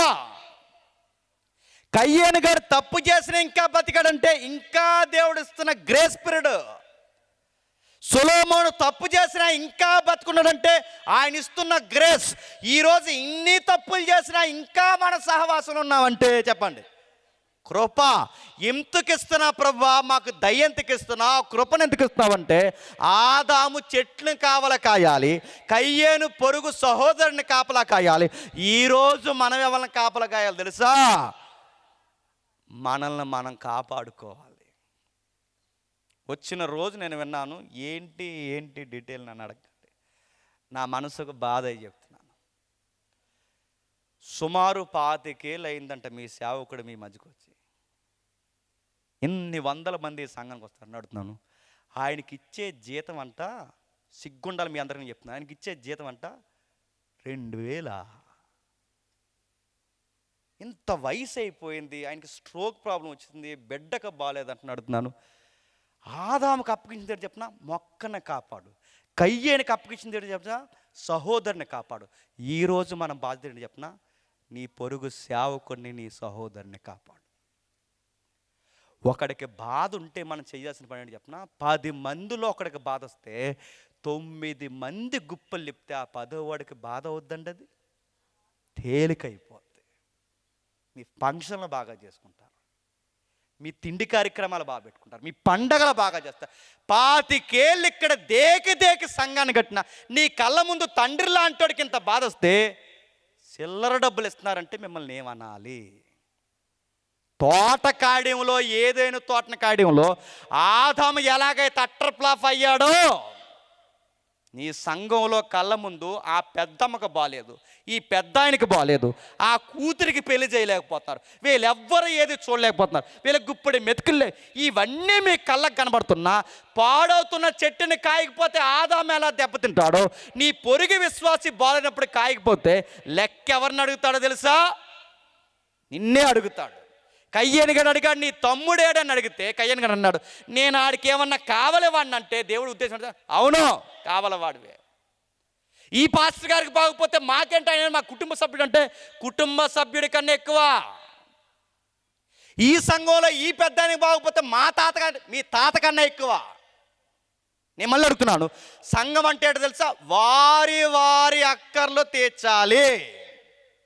నేను మళ్ళీ అడిగాను, ఆయనకి అంత ట్రబుల్ వస్తే, ఆయనకే కదా ఎవరికైనా మీ సంఘంలో అంత ప్రాబ్లమ్స్ ఉంటే ఎంత పెద్ద మీటింగ్ పెట్టి 1,50,000 రూపాయలు ఖర్చు పెట్టి మమ్మల్ని పిలిచి ఇంత డబ్బు మీరు ఇంత ఖర్చు చేసే కన్నా ఆ రోడ్డు మీద ఒక టేబుల్ వేస్తే మేము చెప్పేసి పోతాం. మళ్ళీ చెప్తున్నాను, ఆ రోడ్డు మీద టేబుల్ వేస్తే మేము చెప్పేసి ఆ డబ్బులు పట్టుకెళ్ళి వెళితే ఒక జీవితం నిలబడదా? మీరు సువార్త చేయకపోయినా పర్లేమని చెప్తున్నాను. మీరు ఇలాంటి ఘనమైన సువార్తలు వాల్ పోస్టులు లాంటి ఇచ్చి నాలోటని పిలిపించి నాకు దారి ఇవన్నీ చేయకపోయినా పర్లేదు, కానీ మీ కళ్ళ ముందు బాధపడుతూ దిగజారిపోతూ పేదరికంలో చనిపోతున్న జీవితాలు ఉన్నాయే, వాళ్ళని కట్టండి. ఇది తోట, ఇది ఏదైనా తోట. ఈ జీవవృక్షాలని కాపాడుకోవాల్సిన బాధ్యత నీది, నీది, నాది, మనందరిది ఉంది. ఏదైనా తోటలో ఆదాము చేయలేకపోయాడు, కయ్యేను సహోదరుని కాపాడలేకపోయాడు. ఈరోజు మన సంఘంలో మందులు లేకుండా, ఒక పెద్ద ఆవిడ మందులు లేక, కొడుకు చూడక, కోడలు చూడక, ఎవరు పట్టించుకోక, ఎవరు చూడకపోయినా ఎవరు చూడాలి చెప్పనా? సంఘం చూడాలి. నేను మళ్ళీ అడుగుతున్నాను, మీలో ఈ ప్రేమ, ఈ ఐక్యత, ఈ భారము, ఒకరు సుఖ దుఃఖాలు ఒకరు మోసే బాధ్యత ఉంటే ఈ పెద్దోళ్ళు ఎమ్మెల్యే కింద దూరాల్సిన అవసరం ఉంటుంది. మీకు మళ్ళీ చెప్తున్నాను నేను. ఈ ఊడిగిని చేసే మోతుబలి మీరే, వాళ్ళు ఏం చేయరు. మనకి వాళ్ళ జెండాలు ఎట్టి తిరక్కండి, వాళ్ళ వెనకాల తిరక్కండి, ఎవడేం చేయడు. మన క్రైస్తవ్యాన్ని అణసివేయడానికి తప్ప ఏ ప్రభుత్వం 2000 సంవత్సరాల నుంచి ఏ ప్రభుత్వం క్రైస్తవ్యానికి మేలు చేసింది లేదు. మనకి మేలు చేసేది ఏదైనా ఉందంటే సంఘం తప్ప. ఈ సంఘాన్నే నువ్వు కాపాడుకోకపోతే భోజనాల కాడ గొడవ, చెప్పండి, భోజనాల కాడ గొడవ, అన్ని సంఘాలను చెప్తున్నాను. సరిగా పెట్టకపోతే గొడవ, పాంప్లెట్ మీద పేరేయకపోతే గొడవ, ఈయన పిలవకపోతే గొడవ. ఈ పాస్టర్ గారు పిలిచి క్రిస్మస్కి మా ఏరియాలో జరిగింది, ఈ క్రిస్మస్ పిలిచి ఇటేపున్న పెద్దలకు ముందుగా కేక్ ఇట్టాడట. వీళ్ళ కేక్ ఇట్టండి, ఈ పెద్దలందరూ దిగిపోయారు. సిగ్గులేదు మీకు అందరికీ చెప్తున్నాను. మీరెందుకు దిగిపోయారంటే ముందాలకు పెట్టారుగా, అలాగే పెట్టండి అన్నారట. అడిగితే కేక్కే, ఇంటికో కేక్ ఇచ్చేయాలి. ఇంక మీకు పేరు పిలవకపోతే కోపం, పాంప్లెట్ మీద పేరు అయిపోతే కోపం, పాట ఇవ్వకపోతే కోపం, ముందెట్టకపోతే కోపం. ఇదే వద్దన్నాడు. ఇది నడుతున్నాను. వీళ్ళకి ఏదైతే మేమెందుకు చూడాలంటే చూడాలి. ఎందుకంటే ఇది నేను కావలి పని చేస్తున్నాను. సంఘాన్ని కాయాలి, సహోదరుని కాయాలి, నా చుట్టూ బాధలు ఉన్న వాళ్ళు కాయాలి, మనం ఇవ్వాలి. నేను మళ్ళీ చెప్తున్నాను వినండి. మీ పంటలు బాగా పండాలన్నా, మీ కడుపులు బాగా నిండాలన్నా, మీ పిల్లల భవిష్యత్తులు బాగుండాలన్నా, నీ గుడారానికి ఏ తెగులు చేరకుండా ఉండాలన్నా, నీ పొరుగోలికి నువ్వు గుప్పెలిప్పితే దేవుడు నీకు ఆకాశ వాకిండ్లు ఇప్పుతాడు. నీ పంట బాగా పండాలంటే మరి చెప్తున్నాను, నువ్వు ఏ పంట వేసావో నాకు తెలియదు, ఏ ఉద్యోగం చేస్తున్నావు తెలియదు. నీకు 10 రూపాయలంటే కనీసం 1 రూపాయి కూడా పక్కోడికి ఇవ్వకపోతే దేవుడు నీకు ఇవ్వడు. మనీ నడుపుతున్నాను. డబ్బులు ఎలా ఖర్చు చేయాలి చెప్పనా? నేను అనుభవిస్తున్నాను కాబట్టి చెప్తున్నాను. డబ్బులు ఎలా ఖర్చు చేయాలి చెప్పనా? దేవుడు నీకు 10 రూపాయలు ఇస్తే మొదట వాటా దేవుడికి ఎంత అన్నది నేను లెక్క ఉండాలి. రెండోది నీ అవసరతలు ఏంటో లెక్క ఉండాలి. మూడోది నీ పొరుగోలికి ఎంత ఖర్చు పెట్టాలి లెక్క ఉండాలి. 10 రూపాయలు అలా ఎడదీయాలి. అది 10 అయితే 10, 100 అయితే 100, 1,00,000 అయితే 1,00,000, అది 1,00,000 అయితే 1,00,000, అందులో భాగాలు విడదీయాలి. దేవుడికి ఇచ్చేది ఎంత, పొరుగోడికి పెట్టేది ఎంత, నీకు దాచుకునేది ఎంత, ఇదంతా నువ్వు చేయలేదో సంపాదిస్తావు కానీ నువ్వు తృప్తిగా ఉండలేవు. ఫిలిప్పీ పత్రికలు ఏమని చెప్తున్నాడు చూడండి ఒకసారి. ఫిలిప్పీలకు రాసిన పత్రిక త్వరగా 2వ అధ్యాయం, ఫిలిప్పీలకు రాసిన పత్రిక 2వ అధ్యాయం, ఫిలిప్పీలకు రాసిన పత్రిక 2వ అధ్యాయం 3-4 వచనాలు. కక్ష చేతనైనను వృధాతిశయము చేతనైనను ఏమీ చేయక వినయమైన మనసు గలవారి ఒకనినొకడు తనకంటే యోగ్యునిగా. కక్ష చేత వద్దు. కయ్యేని కానీ తమ్ముడిని ఎలా చంపేశాడండి? కక్ష. ఈరోజు సంఘాల్లో గొడవలేటండి, కక్ష. మాట్లాడకండి బాబు.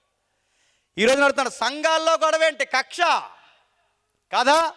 ఎవరినైనా పొగిడితే నీకు ఎక్కడో కళ్ళు పచ్చగా అయిపోతుంటాయి. నీకు కయ్యేని కూడా ముఖం చిన్నగా అయిపోయిందట. ముఖం ఎందుకు చిన్నగా అయిపోయిందిరా? మాట్లాడకండి. ముఖం ఎందుకు చిన్నగా అయిపోయిందంట అని అడుగుతున్నాను.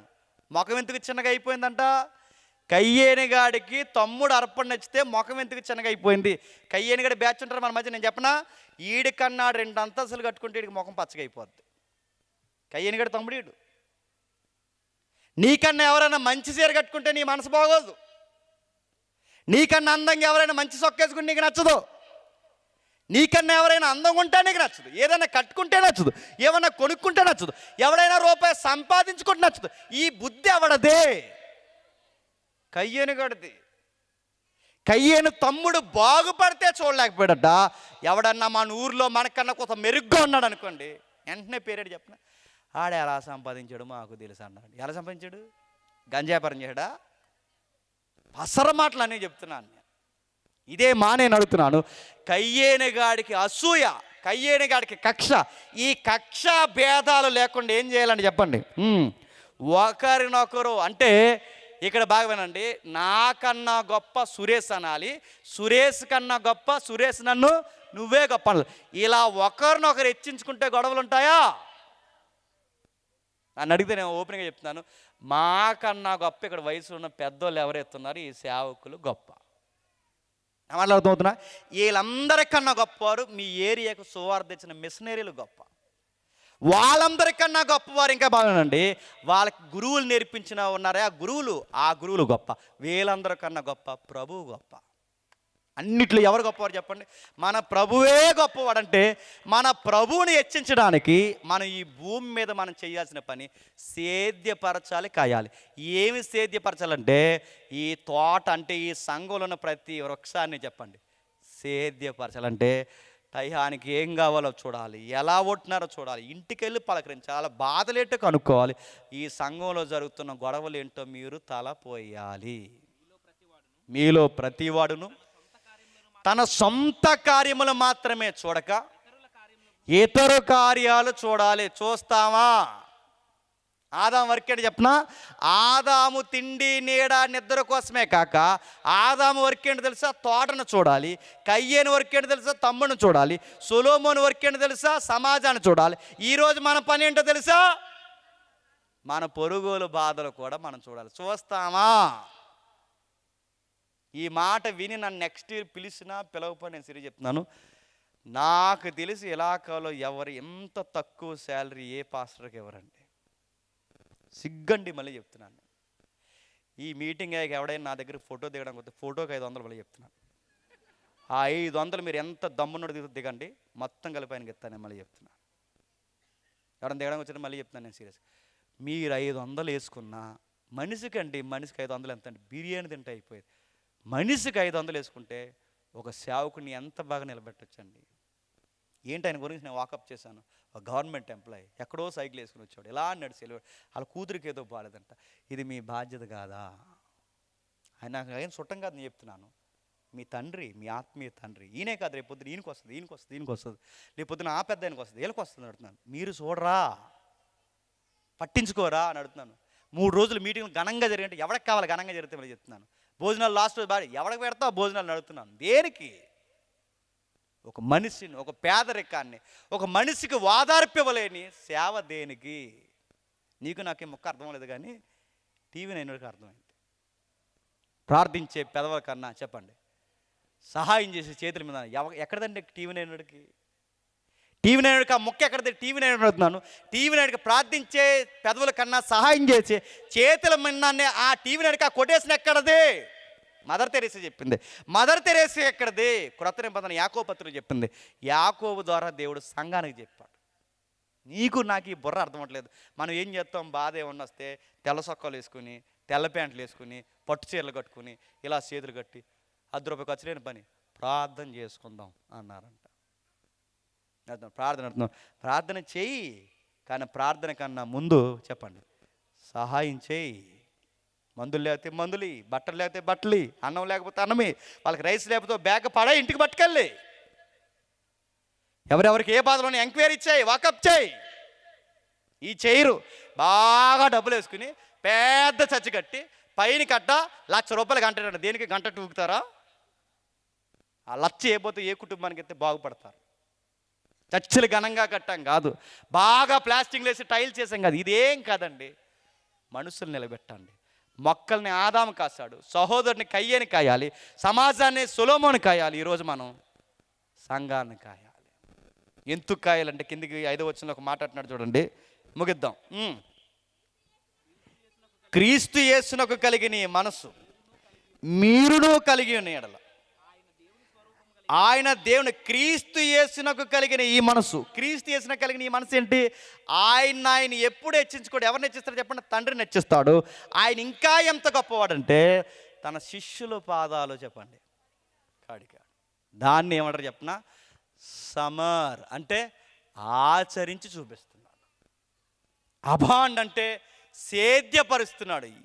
ఎవరెవరు పాదాలు కడుగుతున్నా ప్రభు అంటే పేతురు పాదాలు కడుగుతున్నారు. వాళ్ళ పాదాలు ఏమైనా శుభ్రంగా ఉంటాయండి? మురుగు వాడల్లో తిరుగుతున్న వాళ్ళ పాదాలు ఆయన కడిగాడు, శత్రువు పాదాలు ఆయన కడిగాడు. కడిగేవాడు తెలుసా, నేనేం చేశాను మీరు అదే చేయండి. ఏం చేసా ప్రభు అంటే, అక్కడెక్కడో ఆ పేద ఊర్లో లేదా ఆ పల్లెటూరు గ్రామంలో అక్కడెక్కడో విధవరాండ్లు కొడుకు చనిపోతే ఆ ఊరంతా వెళ్ళి అందరూ వెనకాల నడుస్తున్నారు, కానీ తన తల్లిని వాదాచుడు ఎవరు లేరట. ఆ విధవరాండ్లు ఏడుస్తుంటే ఆ విధవరాల దగ్గరికి పోయి ఆ తల్లి భుజాల మీద చెయ్యేసి ఆమె ఏడుస్తుంటే నేర్చి ఆమెకు కావలసిన బిడ్డను మళ్ళీ బతికించి ఇచ్చేసాడట. ఆ విధవరాలు ఏడిస్తే ఈయనకెందుకండి? ఎక్కడో కూతురు చనిపోతే అక్కడికి వెళ్ళి ఏడుస్తాడు, ఎవరింట్లోనో పెళ్ళి ఆకపోతే ఆ పెళ్లి గౌరవం ఈయన భుజాల మీద వేసుకుంటాడు, ఎవరో కుష్ఠరోగులు ఉంటే ఆ చేతులు పట్టుకుని ఏడుస్తాడు. ఎందుకు నడుతున్నాడు? ఎవరికో ఏదో జరిగితే ఈయనకి ఎందుకండి? ప్రభు అన్నాడు, నశించిన దానిని చెప్పండి. ఈ మనసు మనం కూడా కలిగి ఉండాలి. ఏం కలిగి ఉండాలి? ఎవరెవరు కుసించిపోతున్నారో, ఎవరెవరు నశించిపోతున్నారో వాళ్ళని బాగు చేయడానికి, ఇదిగో ఈ తల్లి బాధపడుతున్నా నేను తోడుంటా, ఈ తండ్రి బాధపడుతున్నాడా నేను సహాయం చేస్తా. మన ఇంట్లో పెళ్ళైన వారం అయితే తల్లిదండ్రులు ఉంటుంటారు, నీకెందుకురా ఇవన్నీ అని అడుగుతారు. వాళ్ళింట్లో ఏది జరిగితే నీకెందుకురా, వాళ్ళకి పెళ్లి జరిగితే నీకెందుకురా, వాళ్ళకి బాధలు ఉంటే నీకెందుకురా అంటే నువ్వు చెప్పు, నాకు కాకపోతే ఎవరికని చెప్పి. ఎందుకంటే నా ప్రభు ఎవరికేం జరిగినా ఎలాగైతే భుజాల మీద వేసుకున్నాడో యేసు ప్రభుని వెంబడిస్తున్న నేను కూడా సంఘంలో ఎవరికేది జరిగినా భుజాల మీద వేసుకుంటాను. ఇదే క్రీస్తు గుణగణాలు సమాజానికి చెప్పండి. చూపించడం, సంఘాన్ని కాపాడుకోవడం, ఇది చేస్తున్నామా? ఇది చేస్తే దేవుడు ఏమన్నాడు తెలుసా? ఎవరైతే ఈ పని బాధ్యతగా చేస్తారో ఏమన్నాడు? ఒక్కసారి ఆదికాండం తీయండి, ముగిద్దాం. ఆదికాండం ముగిద్దాం. ఆదికాండము 2వ అధ్యాయం, ఆదికాండము 2వ అధ్యాయం మొదటి వచనం నుండి. ఆకాశము భూమియు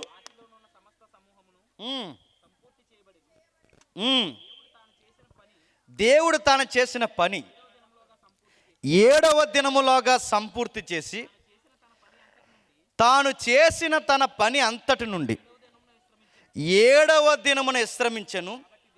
కాబట్టి దేవుడు ఆ 7వ దినమును ఆశీర్వదించి పరిశుద్ధపరచెను. ఏలయనగా దానిలో దేవుడు తాను చేసినట్టు సృజించినట్టు తన పని అంతటి నుండి విశ్రమించిన. ప్రశ్న అడుగుతున్నాను, విశ్రమించడం అంటే ఏంటండి? చెప్పండి. విశ్రమించడం అంటే ఏంటి? ఇప్పటివరకు మీరు ఎవరేం చెప్తే విన్నారు నాకు తెలియదు, కానీ ఈరోజు క్లారిటీ వినండి. విశ్రమించడం అంటే ఏంటి? మీ ఉదాహరణ చెప్తాను వినండి. విశ్రమించడం అంటే ఏమనుకుంటారని అందరూ, ఇక దేవుడు అంటే అన్నీ తయారు చేసి ఎక్కడికి వెళ్ళిపోయాడంట? చెప్పండి. ఈ గ్రీకులు పోదండి ఇది. దేవుడు ఇవన్నీ తయారు చేసి ఎక్కడికి వెళ్ళిపోయాడంట? చెప్పండి. పరలోకం పోయి సింహాసనం కూర్చుని నా బిడ్డలారా ఎప్పుడు వస్తారా అని ఎదురు చూస్తే లోపల పాపం చేస్తే, అయ్యో ఇలా చేశారేంటి, మరి అర్జెంటుగా బలి కావాలని యేసుప్రభుని అప్పటికప్పుడు కనిహేడట. మరి ఇటలాసారి స్టోరీలు అన్నీ వీళ్ళకి ఎలా వస్తాయి నాకు అర్థమవుతుంది. నేను అడుగుతున్నాను, ఆయన విశ్రమించడం అంటే ఇవన్నీ తయారు చేసి పరలోకం వెళ్ళిపోయాడని కాదు. విశ్రమించడం అంటే ఏంటి తెలుసా? ఉదాహరణ చెప్తానండి. ఎవరైనా సహోదరుని ఇక్కడ పిలిచి, సహోదరులు పలానా సహోదరులు వేదికను అలంకరించాల్సిందిగా కోరుతున్నామంటే ఏంటండి? వచ్చి కూర్చోమని, అంతేగాని అలంకరించమన్నామని వెంటనే ఇక్కడికి వచ్చి సీపురు ఏదని అడిగాడు అనుకోండి, ఏంటి దాని అర్థం ఏంటి? సీపురు ఎందుకంటే అంటే అలంకరించమని కానీ కొంచెం తుడిసేస్తా అన్నాడు అనుకోండి, ఏమంటామండి? అలంకరించడం అంటే తుడిసేసి అవన్నీ పూలు సర్దేమని కాదు. అలంకరించడం అంటే కుదురుగా కూర్చోమని. మీరు కూర్చోవడమే అలంకారం. మీకు అర్థమవుతుందా? అలంకరించడం అంటే అర్థం అంటే పదము సందర్భాన్ని బట్టి ఏమవుతుంది చెప్పండి, మారిపోతుంది. ఇది మీకు అర్థమైతే విశ్రమించడం అంటే ఏంటి చెప్పనా? పని మానేసి వెళ్ళిపోయాడని కాదు. మూలార్థం మీరు చదవండి. విశ్రమించడం అంటే దేవుడు మనిషి ప్రవర్తనకి ప్రకృతికి సంబంధం. ఆదాము తప్పు చేశాడు, మొట్టికాయ ఎక్కడేస్తాడు తెలుసా? భూమి పండదన్నాడు. మనిషి తప్పు చేశాడు, ఆహారం దొరకదు. అంటే ఈ డిపార్ట్మెంట్లు అంటే ఈ చెట్టు చేమ పక్షులు వీటన్నిటినీ ఆదాము నడిపించాలి. ఇవి నడిపించాలి అంటే నేను చెప్పినట్టు నువ్వు నడవాలి. నేను చెప్పినట్టు నడిస్తే, ఇవన్నీ నువ్వు చెప్పినట్టు నడిస్తే వీటి మధ్య నువ్వు బతుకుతావు. అంటే వీటి జీవనానికి మన జీవనానికి చెప్పండి సంబంధం ఉంది. ఇప్పుడంటే నడుతున్నాను, క్లీనింగ్ సెక్షన్కి డిపార్ట్మెంట్లు ఉన్నాయి ఇప్పుడు, పంచాయతీ అని మున్సిపాలిటీ అని. ఒకప్పుడు క్లీనింగ్ సెక్షన్ డిపార్ట్మెంట్ ఎవరండి? పందులు కాకులుని కాదా? ఇప్పుడంటే సీసీ కెమెరాలు, సెక్యూరిటీ, పోలీస్ వచ్చింది. ఒకప్పుడు పోలీస్ డిపార్ట్మెంట్ ఎవరండి? కుక్కలో ఊరిని కాసేవవి కాదా? ఇంకా మీరు చూడండి, ఈ రోజు అంటే బరువులు తీసుకునే వాహనాలు ఉన్నాయి. ఆ రోజు బరువులు మోసే ట్రావెలింగ్ డిపార్ట్మెంట్ ఎవరండి? గాడిదలు. మీరు చూడండి, మీరు చూడండి, ఈ జీవుల మీద మనం బతుకుతామంటే బతుకుతున్నాం. ఇలాగే చైనా వాడు తెలుసుగా, పొట్టాయన మన తల మీద ఉంటాడు, మన ఇండియా తల మీద పైన ఉత్తర భూభాగం పైన ఉంటాడు. చైనా వాడు పొట్టోడికి పుట్టుడు ఆలోచనలన్నీ, అన్ని ఆలోచనలు, విప్లవాలన్నీ ఆడి పుట్టించాడండి. ఆ విప్లవాలు పుట్టించిన పొట్టాయన ఏం చేశాడంటే, చైనా వాళ్ళు ఏం చేశారంటే, ఇదిగో మన దేశం చాలా పెద్దది, అలాగే జనాభా కూడా ఎక్కువ, మన దేశము జనాభా ఎక్కువ కనుక మనకు అధిక పంట దిగుబడి కావాలి. అందుకు మనం ఏం చేద్దామంటే, అధిక దిగుబడి మనకు రావాలి కనుక మన ధాన్యం కొరత ఏర్పడకుండా ఉండాలి అంటే ఈ పక్షుల్ని మనం అరికట్టాలన్నాడు. ఒక్కొక్క పిచ్చుకు వచ్చి ఇన్నేసి గింజలు తింటే, కొన్ని లక్షల పిచ్చుకలు వచ్చి అన్నేసి గింజలు తింటే ఎన్ని టన్నుల ధాన్యాన్ని తినేస్తే, అందుకే ఈ పిచ్చుకలను సంహరిద్దామన్నారు. అందుకే ఆ రోజు ఏం తీసుకొచ్చారంటే పిచ్చుకల మీద విప్లవం. అన్ని విప్లవాలు ఎవరికి? చైనా వాడికి. ఆ విప్లవం తీసుకొచ్చాడు, ఆ విప్లవాన్ని రెచ్చగొట్టాడు. కనబడిన ప్రతి పక్షిని, కాకిని చంపడం మొదలెట్టారు. ఈ చంపేసిన తర్వాత ఆ ఏడాది ఏమనుకున్నారంటే, ఇక అధిక దిగుబడి వచ్చేస్తుంది, ఇంక అధిక పంట మనకు వస్తుంది అనుకున్నారు. ఇంక అధిక దిగుబడి మనకు వస్తుంది, పండేద్దాం అనుకునే టయానికి, ఇక పంట చేతికొచ్చే సమయానికి ఏమైంది చెప్పినా, మొత్తం పంట చీడపీడ పట్టేసింది. ఇదేంటి, పిచ్చుకలు లేవు కదా, ఈ పిచ్చుకలు లేని మొత్తం పంటకి చీడపీడ ఎలా పట్టిందనగానే వీళ్ళకి అర్థమైంది ఏంటంటే, మేము మందులు కొట్టాం, ఎరువులు కొట్టాం అనుకున్నారు. కానీ వీళ్ళు ఎన్ని మందులు కొట్టినా సావన పురుగు ఒకటి ఉంది. ఆ పురుగులను అరికట్టే డిపార్ట్మెంట్ ఎవరో తెలుసా? పిచ్చుకలు. ఈడు పిచ్చుకలను చంపేస్తే వీడికి ధాన్యం బాగా పండుతుంది అనుకోండి, కానీ ఈడు పిచ్చుకలను చంపేస్తే మొత్తం కలిపి ధాన్యాన్ని ఎవరు చంపేసింది తెలుసా? పురుగులు చంపేసి. అప్పుడు వచ్చిన కరువు దెబ్బ సుమారు కొన్ని వంద సంవత్సరాల పైనే ఆ కరువు వాళ్ళని వెంటాడితే, చైనా భూభాగం పెద్దది, జనాభా పెద్దది కనుక అక్కడ మట్టిలో పాకే జీవరాశులు, పురుగులు ఎక్కువ కనుక వీటికి ధాన్యం దొరక్కపోయేసరికి చైనా వాడు ఏం చేశాడంటే, దొరికిందల్లా తినడం మొదలెట్టాడు. కప్పలు తిన్నాడు, పాములు తిన్నాడు, నక్కలు తిన్నాడు, కుక్కలు తిన్నాడు, ఇంకా బొద్దింకలు తిన్నాడు, పురుగులు తిన్నాడు. ఎన్ని సంవత్సరాలు తిన్నాడు? 100 నుంచి 150 సంవత్సరాల పైనే తిన్నాడు. ఇన్ని సంవత్సరాలు తరాలు తిని, ఎప్పటికింత టెక్నాలజీ అభివృద్ధి పొందినా ఎప్పటికీ వాళ్ళు తిని ఈ రోజుకి ఏం తింటారు తెలుసా? కప్పల్ని, పాముల్ని తింటారు. నవ్వుతాను. చైనా వాళ్ళ కప్పల్ని, పాముల్ని ఎందుకు తింటారంటే, ఒకరోజు ఒక డిపార్ట్మెంట్ని చంపేశారు వాళ్ళు. ఆ డిపార్ట్మెంట్ పేరు చెప్పండి. పిచ్చుకలు. అవి ఎప్పుడైతే చంపేశారో, ఆ చిన్న పక్షులను చంపేసినందుకు వాళ్ళకి కరువు వచ్చింది. ఆ కరువులో బతకడానికి వీళ్ళు చేసిన పని ఏంటంటే, దొరికిన పాముల్ని, కప్పల్ని, బొద్దింకల్ని వీటన్ని తిని అలవాటు అయిపోయి, ఆ డిఎన్ఏకి బాగా అలవాటు పడిపోయి ఈరోజు ఏం చేస్తున్నారు తెలుసా? ఈ రోజుకి పాముల్ని, కుక్కలు తింటున్నారు. అంటే మీకు ఏమైంది? ఒక్క డిపార్ట్మెంట్ని డిస్టర్బెన్స్ చేస్తేనే ప్రకృతిలో మనుగడ కష్టమైతే, మనిషి సరిగ్గా బతకాలి అంటే ఈ డిపార్ట్మెంట్లన్నిటినీ పరిపాలించాల్సిన బాధ్యత ఎవరిదో తెలుసా? మానవునిది. మీకు ఇంకా బాగా అర్థం కావాలంటే, ఒక జిల్లా సరిగ్గా నడవాలి అంటే ఆ జిల్లాని పరిపాలించే ఒక అధికారి ఉంటాడు, మీకు తెలుసుగా, కలెక్టర్ గారు. ఆ జిల్లా సరిగ్గా నడవాలంటే కలెక్టర్ గారి ఉద్యోగం ఏంటండి? నడుతున్నాను. కలెక్టర్ గారి ఉద్యోగం ఏంటి? ఉదయాన్నే వచ్చి టీ తాగేసి మళ్ళీ వెళ్ళిపోయి సాయంత్రం వస్తే వచ్చి, లేకపోతే మానేసి, అలా చేస్తారా కలెక్టర్ ఉద్యోగం? అలా చేస్తే జిల్లా నాశనం అయిపోద్ది. అలా చేయరు ఉద్యోగం. ఏం చేస్తారు? కలెక్టర్ గారికి ఎన్ని బాధ్యతలు అంటే గుర్తుపెట్టుకోండి, ఆయన డ్యూటీ ఏంటంటే మిగిలిన డిపార్ట్మెంట్లు ఏం చేస్తున్నాయి చెక్ చేయడమే ఆయన డ్యూటీ. పోలీస్ డిపార్ట్మెంట్ ఎలా పనిచేస్తుంది, మున్సిపాలిటీ ఎలా పనిచేస్తుంది, పంచాయతీ ఎలా పనిచేస్తుంది, రెవెన్యూ డిపార్ట్మెంట్, ఒకటి కాదు మెడికల్ డిపార్ట్మెంట్, అన్నిటినీ చెక్ చేసే బాధ్యత ఎవరిదో తెలుసా? కలెక్టర్ గారిది, జిల్లా అధికారిది. ఇది మీకు అర్థమైతే ఇన్ని డిపార్ట్మెంట్ని నడిపించాల్సిన బాధ్యత దేవుడు ఎవరికి ఇచ్చాడు తెలుసా? ఆదాముకి ఇచ్చాడు. ఈ ఆదాముకి ఈ డిపార్ట్మెంట్ మీద అధికారం ఇచ్చాడు. దీన్నే ఏలడం అన్నాడు. ఏంటది? ఏలడం. దీన్ని ఏలాలి. ఇప్పుడు ఏలాలి అన్నప్పుడు డైరెక్ట్గా ఇది ఏలాలి అంటే ఇప్పుడు డైరెక్ట్గా కలెక్టర్ గారిని తీసుకొచ్చి కుర్చీలో కూర్చోబెట్టి ఏలే అంటదా గవర్నమెంట్? ట్రైనింగ్ ఇస్తుందే కదా. నేను అడుగుతున్నాను, స్టేషన్ SHO అంటాడు, అంటే స్టేషన్ హౌస్ ఆఫీసర్ ఎవరైతే ఉన్నారో ఆయన్ని డైరెక్ట్గా తీసుకొచ్చి కుర్చీలో కూర్చోబెట్టి FIRలు వేసేయండి అంటారా? ఎవరు ఉద్యోగం ఏం చేస్తారు? స్టేషన్ ఆఫీసర్ అయినా, జిల్లా కలెక్టర్ అయినా, ఏ గవర్నమెంట్ ఆఫీసర్ అయినా, తహసీల్దార్, MRO అయినా ఎవరైనా డైరెక్ట్గా ఆఫీసర్ అవ్వరు. వాళ్ళని ఏం చేస్తారంటే ముందు ట్రైనింగ్ పీరియడ్లో పెడతారు. ఆ ట్రైనింగ్ పీరియడ్లో వాళ్ళు సరిగ్గా ఆ నైపుణ్యత సాధిస్తేనే ఆ స్టేషన్ వాళ్ళ చేతుల్లో పెడతారు. వాళ్ళు సరిగ్గా నడిపిస్తేనే ఆ జిల్లాని వాళ్ళ చేతుల్లో పెడతారు. వాళ్ళు సరిగ్గా మండలాన్ని నడిపిస్తేనే ఆ MRO ఆఫీస్ వాళ్ళ చేతుల్లో పెడతారు. ఇది మీకు అర్థమైతే ఆదాము యావత్తు భూమిని పరిపాలించాలి అంటే ఆదాముకి ట్రైనింగ్ ఉండాలా వద్దా? అందుకే ట్రైనింగ్ స్టార్ట్ చేశాడు. ఎక్కడ చూద్దాం ఒకసారి. ఆదికాండము 2వ అధ్యాయం, త్వరగా మన బైబిలే. ఆదికాండము 2వ అధ్యాయం 7వ వచనం నుండి. ఆదికాండము 2వ అధ్యాయం 7వ వచనం నుండి.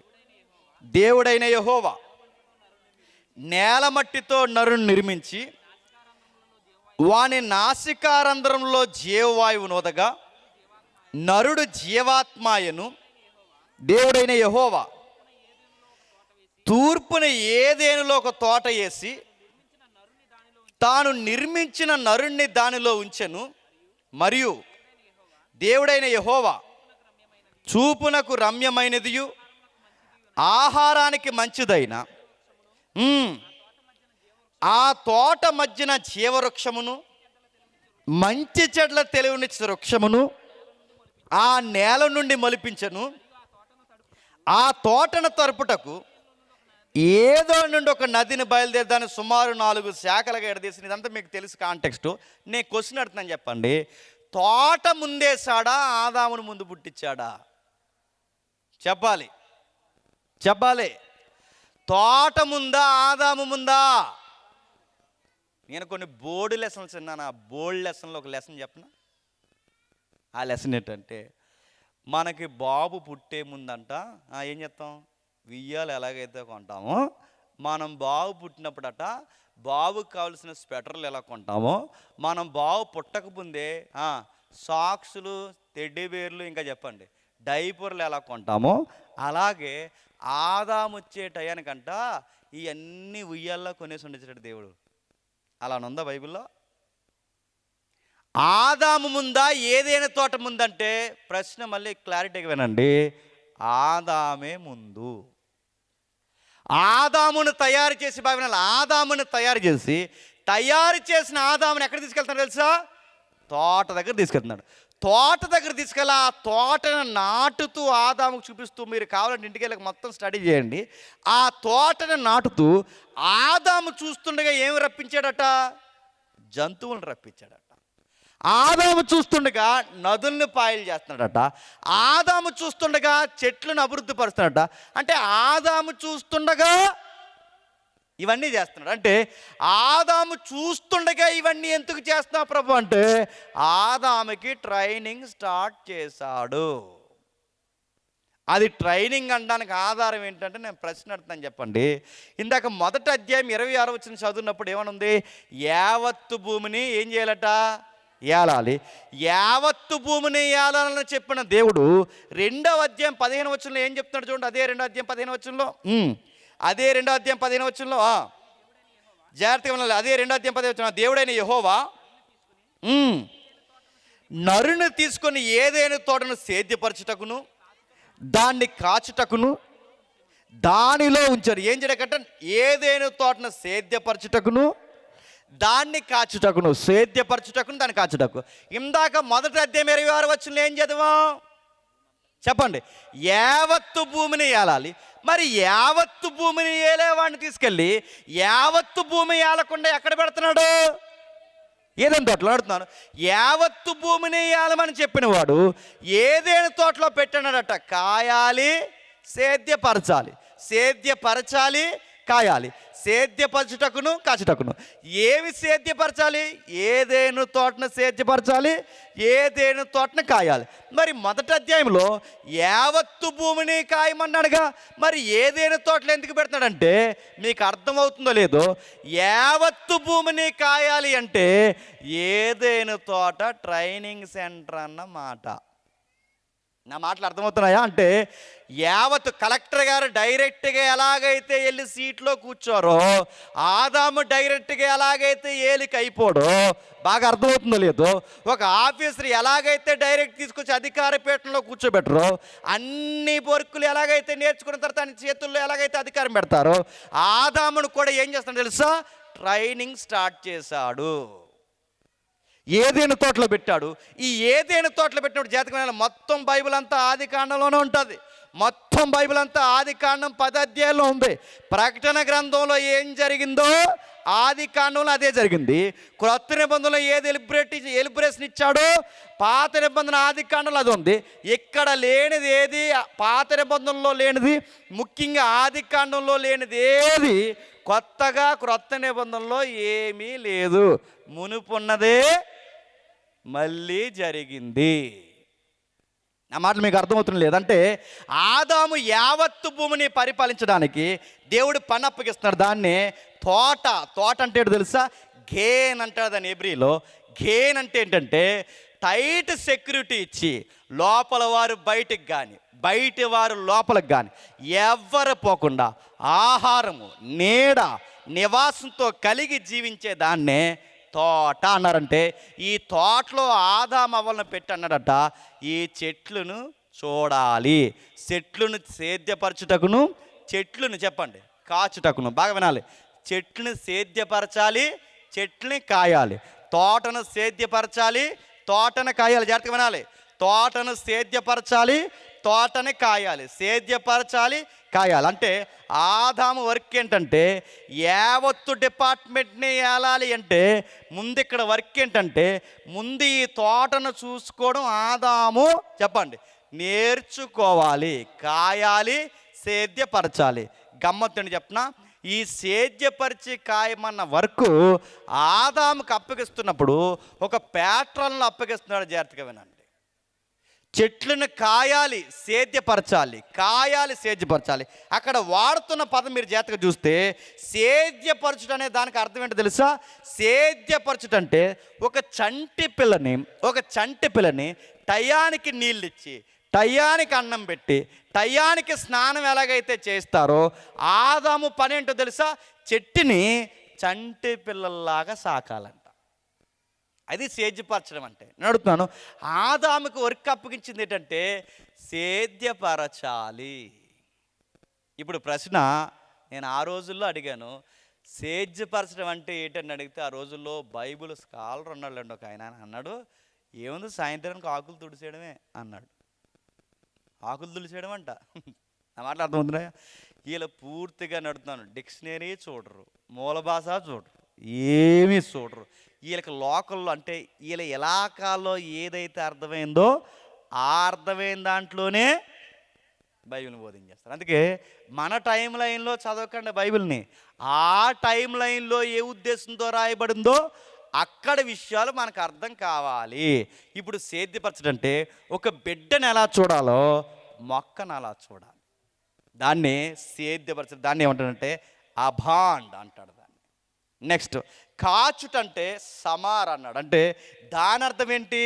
ఒక పూజారి గుడిలో ఉన్నప్పుడు పూజారి ఎలాగైతే దైవికమైన భక్తి కలిగి భక్తులకి దేవుడికి మధ్యవర్తిత్వం చేస్తాడో, అంటే ఆచరిస్తూ దేవునికి సేవ ఎలా చేస్తాడో పూజారి, అలాగే దేవుడు చెప్పిన మాటను ఆచరిస్తూ ఆ తోటను కాయడమే ఆదాం పని. అంటే ఆచరించాలి, తోటకు చెప్పండి కావాలి, కాయాలి. ఆచరించాలి, కాయాలంటే ఆదాము పని ఏంటంటే దేవుని మాట వింటూ ఆచరించాలి, దేవుని ఆజ్ఞను ఆచరించాలి, చెప్పిన పని చెయ్యాలి. ఆచరించాలి, చెప్పిన పని చేయాలి. ఏం ఆచరించాలి? ఆయన చెప్పిన ఆజ్ఞను ఆచరించాలి. ఏం పని చేయాలి? చెట్లను జాగ్రత్తగా, మొక్కల్ని జాగ్రత్తగా, జీవుల్ని జాగ్రత్తగా కాపాడుకోవాలి. ఆ తోటను కాపాడుకుంటూ దేవుని ఆజ్ఞను ఆచరించడమే పరిపాలించడము. ఇది ఆదాముకు అప్పగించిన పని. గమ్మత్తు చెప్తున్నా, ట్రైనింగ్లోనే ఫెయిల్ అయిపోయాడు. ఎవరు? అది యావత్తు భూమిని ఏలాల్సిన మొదటి మానవుడు ట్రైనింగ్లోనే ఫెయిల్ అయిపోయాడు. ఫెయిల్ అయిపోయిన ఆదాముని తోట నుంచి బయటికి గెంటేసి తర్వాత ప్రాజెక్ట్ ఎలిబ్రేట్ చేస్తూ దేవుడు ఏమన్నాడంటే, ఆ తోటను కాయాల్సిన పనిని దేవుడు ఎక్కడికి తీసుకొచ్చాడు మీరు చూడండి. ఇప్పుడు 4వ అధ్యాయం, ఆదికాండం 4వ అధ్యాయం 8వ వచనం నుంచి చదువుదాం. కయ్యేను తన తమ్ముడైన ఏబేలుతో మాట్లాడెను. వారు పొలములో ఉన్నప్పుడు కయ్యేను తన తమ్ముడైన ఏబేలు మీద పడి అతన్ని చంపెను. యెహోవా, నీ తమ్ముడైన ఏబేలు ఎక్కడున్నాడు అని కయ్యేనును అడగగా అతడు, నేను ఎరుగను, నా తమ్ముడికి నేను కావాలి వాడినా. ఆడు అక్కడ తాగిపోతే బాగున్నాను. జాగ్రత్తగా వినాలి. నీ తమ్ముడు ఎక్కడంటే నేను ఎరుగునంటే బాగున్ను. నీ తమ్ముడు ఎక్కడంటే నాకు తెలియదంటే బాగున్ను. నీ తమ్ముడు ఎక్కడంటే యథార్థంగా చంపేశానంటే బాగున్ను. నీ తమ్ముడు ఎక్కడంటే ఏమో కనబట్లేదంటే బాగుండు. కానీ వాడు ఎరుగుననకుండా కొనసాగించిన మాట ఏంటి తెలుసా? నా తమ్ముడికి నేను కావాలి వాడు. నా మాటకు అర్థం ఏంటి తెలుసా?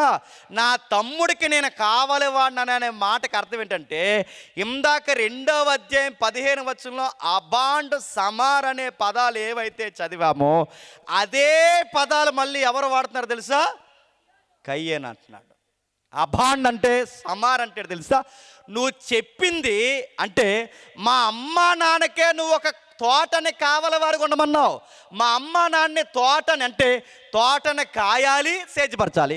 ఒక తోటనే మా అమ్మ నాన్నే కాయమంటే మా అమ్మ నాన్నే తోటని కాయకపోతే నువ్వు నన్నేమన్నా తోటను కాయమన్నట్టు మా తమ్ముడికి ఏమన్నా కాపలావాడిగా పెట్టావా అంటే వాళ్ళ నాన్న అమ్మ చేయలేని పనిని దేవుడికి చూపిస్తూ ఎక్కిరిస్తూ మాట్లాడుతున్నది ఎవడో తెలుసా? కయ్యేను గాడు. నేను కావాలవాడిని అంటే ఏంటి? నేను అబాండ్ కాదు, సమార్ కదంటే నీ మాట నేను ఆచరించను, నువ్వు చెప్పినట్టు నేను ఎవడికి సేవ చెప్పండి చేయను.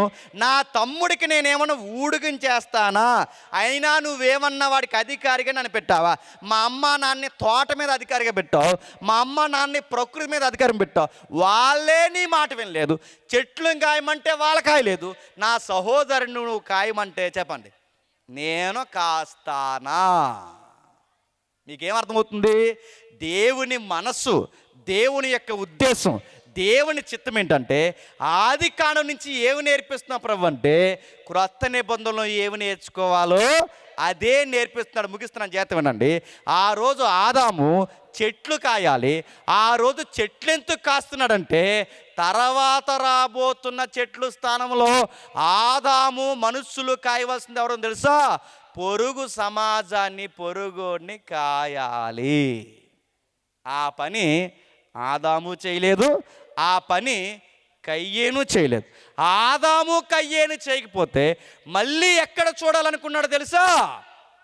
సొలొమోను దగ్గర చూడాలనుకున్నాడు. చూస్తారా ఒకసారి? తీయండి మొదటి రాజుల గ్రంథం, త్వరగా మొదటి రాజుల గ్రంథం 6వ అధ్యాయం, మొదటి రాజుల గ్రంథం 6వ అధ్యాయం 9వ వచనం 29వ వచనం నుండి.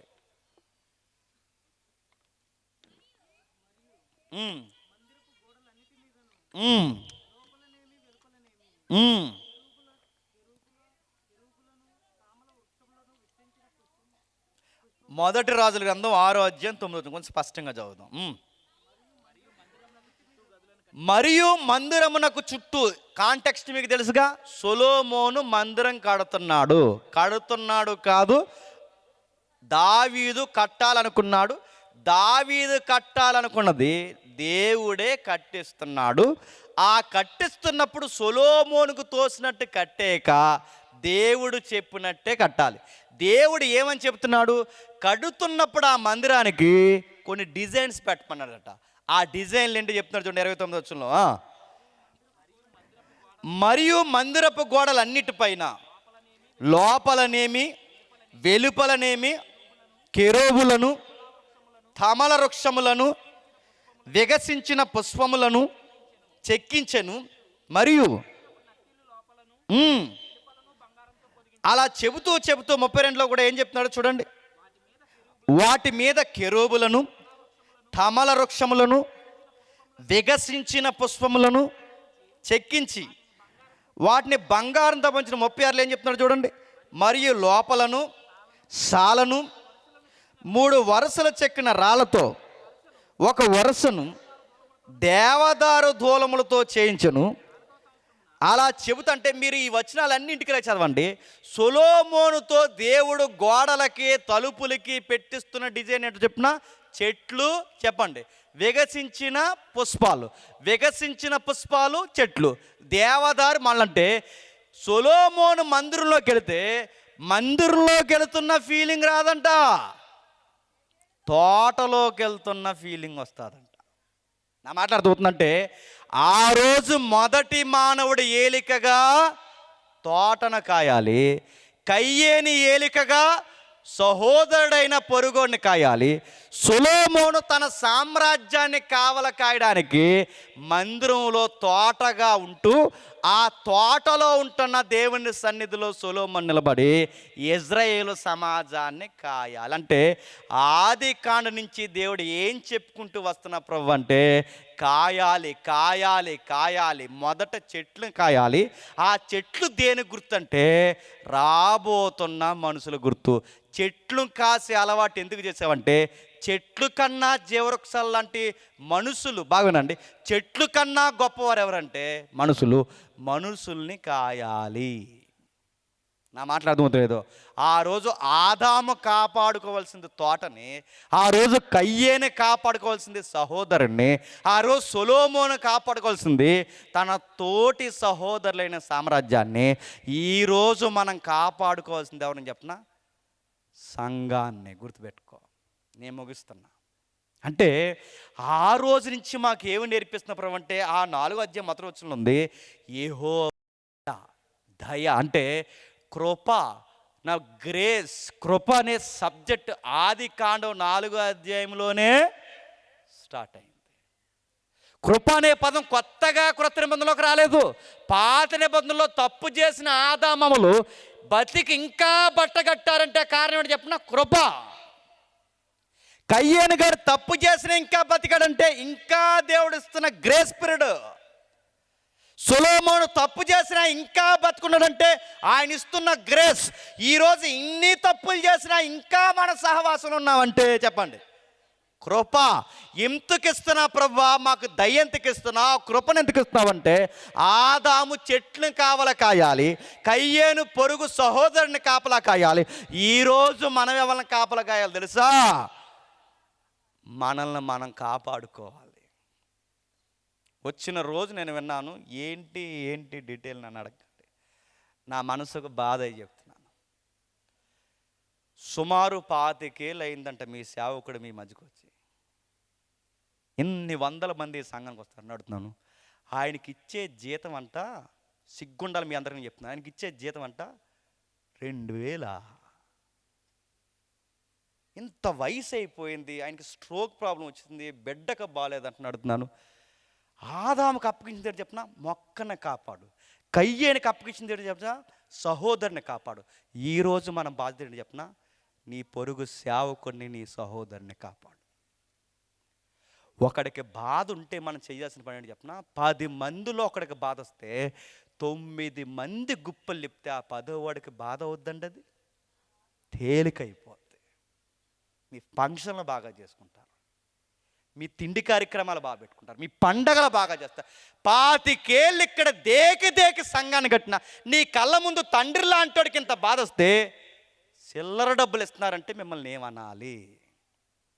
తోట కాడ్యంలో, ఏదైనా తోటన కాడ్యంలో ఆదాము ఎలాగైతే అట్టర్ ఫ్లాప్ అయ్యాడో నీ సంఘంలో కళ్ళ ముందు ఆ పెద్దమ్మకు బాలేదు, ఈ పెద్ద ఆయనకి బాలేదు, ఆ కూతురికి పెళ్లి చేయలేకపోతున్నారు, వీళ్ళెవ్వరు ఏది చూడలేకపోతున్నారు, వీళ్ళకి గుప్పడి మెతుకులే, ఇవన్నీ మీ కళ్ళకు కనబడుతున్నా పాడవుతున్న చెట్టుని కాయకపోతే ఆదాము ఎలా దెబ్బతింటాడో, నీ పొరుగు విశ్వాసి బాలేనప్పుడు కాయకపోతే లెక్క ఎవరిని అడుగుతాడో తెలుసా?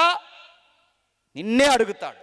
కయ్యని గడు అడిగాడు, నీ తమ్ముడేడని అడిగితే కయ్యని గడు అన్నాడు, నేను ఆడికి ఏమన్నా కావలేవాడిని అంటే దేవుడు ఉద్దేశం, అవును కావలవాడివే. ఈ పాస్టర్ గారికి బాగపోతే మాకేంట, ఆయన మా కుటుంబ సభ్యుడు అంటే కుటుంబ సభ్యుడి కన్నా ఎక్కువ. ఈ సంఘంలో ఈ పెద్దానికి బాగపోతే మా మీ తాత కన్నా ఎక్కువ. నేను మళ్ళీ అడుగుతున్నాను, సంఘం అంటే ఏంటో తెలుసా? వారి వారి అక్కర్లు తీర్చాలి.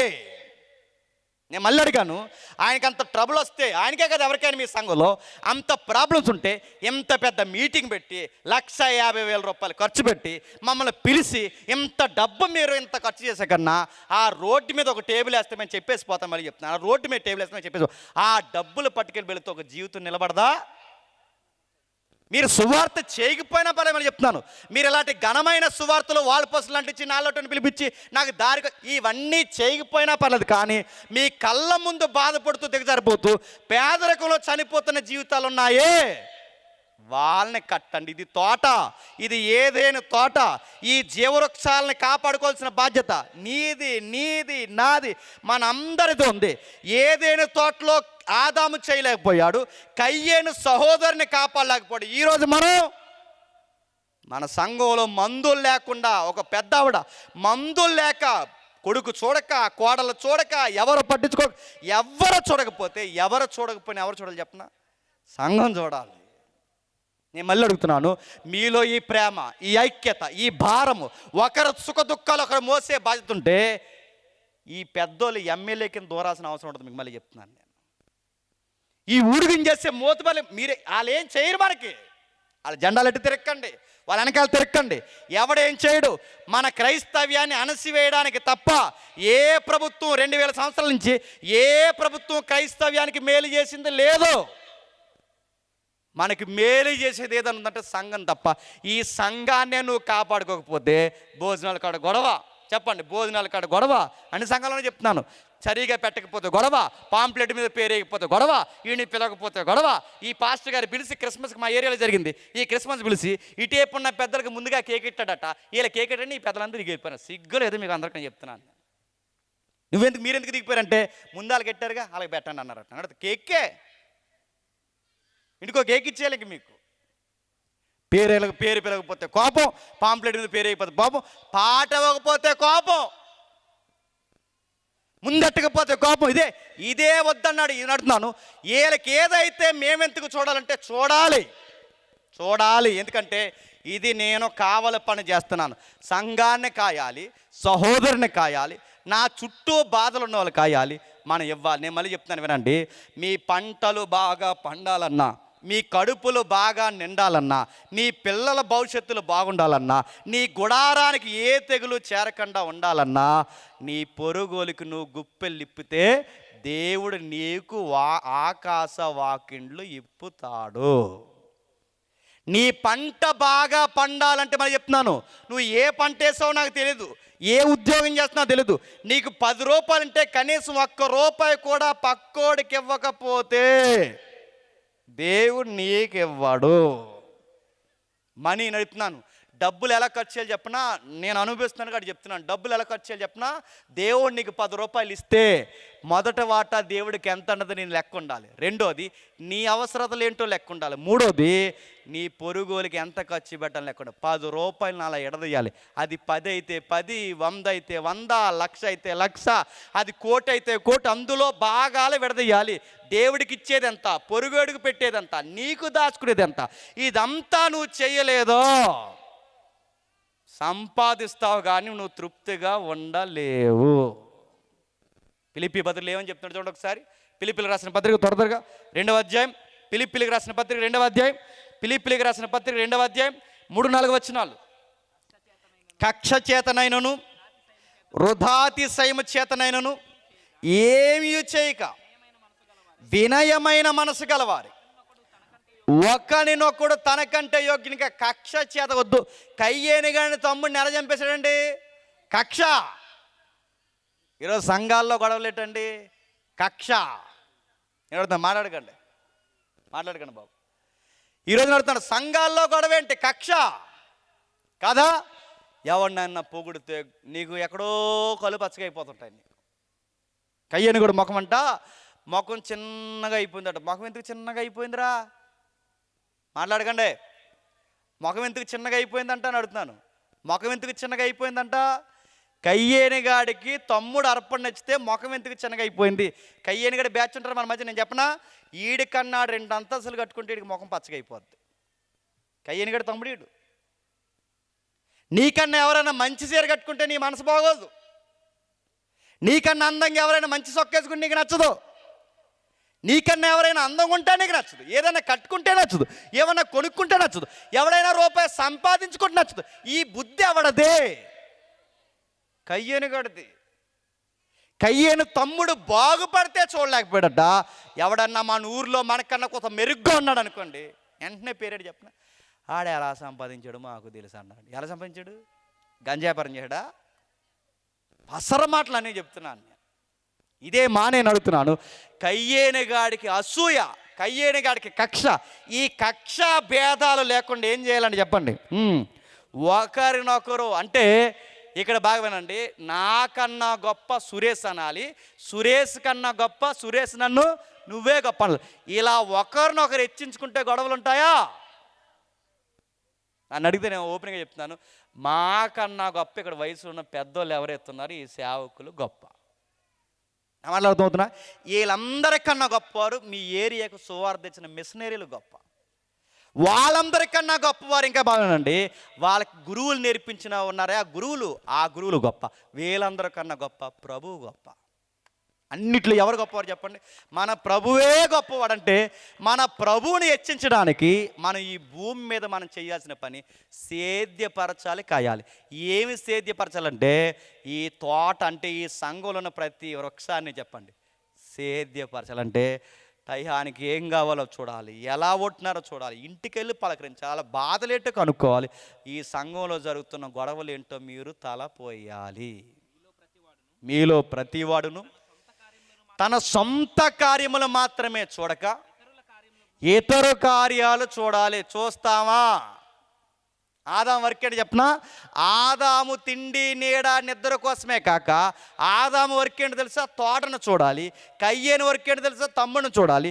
సొలొమోను వర్క్ ఏంటి తెలుసా? సమాజాన్ని చూడాలి. ఈరోజు మన పని ఏంటో తెలుసా? మన పొరుగుల బాధలు కూడా మనం చూడాలి. చూస్తామా? ఈ మాట విని నన్ను నెక్స్ట్ ఇయర్ పిలిచినా పిలవకపోయినా నేను సరి చెప్తున్నాను, నాకు తెలిసి ఇలాకాలో ఎవరు ఎంత తక్కువ శాలరీ ఏ పాస్టర్కి ఎవరండి? సిగ్గండి. మళ్ళీ చెప్తున్నాను, ఈ మీటింగ్ అయ్యాక ఎవడైనా నా దగ్గర ఫోటో దిగడానికి వస్తే ఫోటోకి 500 మళ్ళీ చెప్తున్నాను. ఆ 500 మీరు ఎంత దమ్మున్నట్టు దిగండి, మొత్తం కలిపి ఆయనకి ఇస్తాను. మళ్ళీ చెప్తున్నాను, ఎవరైనా దిగడానికి వచ్చినా మళ్ళీ చెప్తున్నాను నేను సీరియస్. మీరు 500 వేసుకున్నా మనిషికి 500 ఎంత అండి? బిర్యానీ తింటే అయిపోయేది.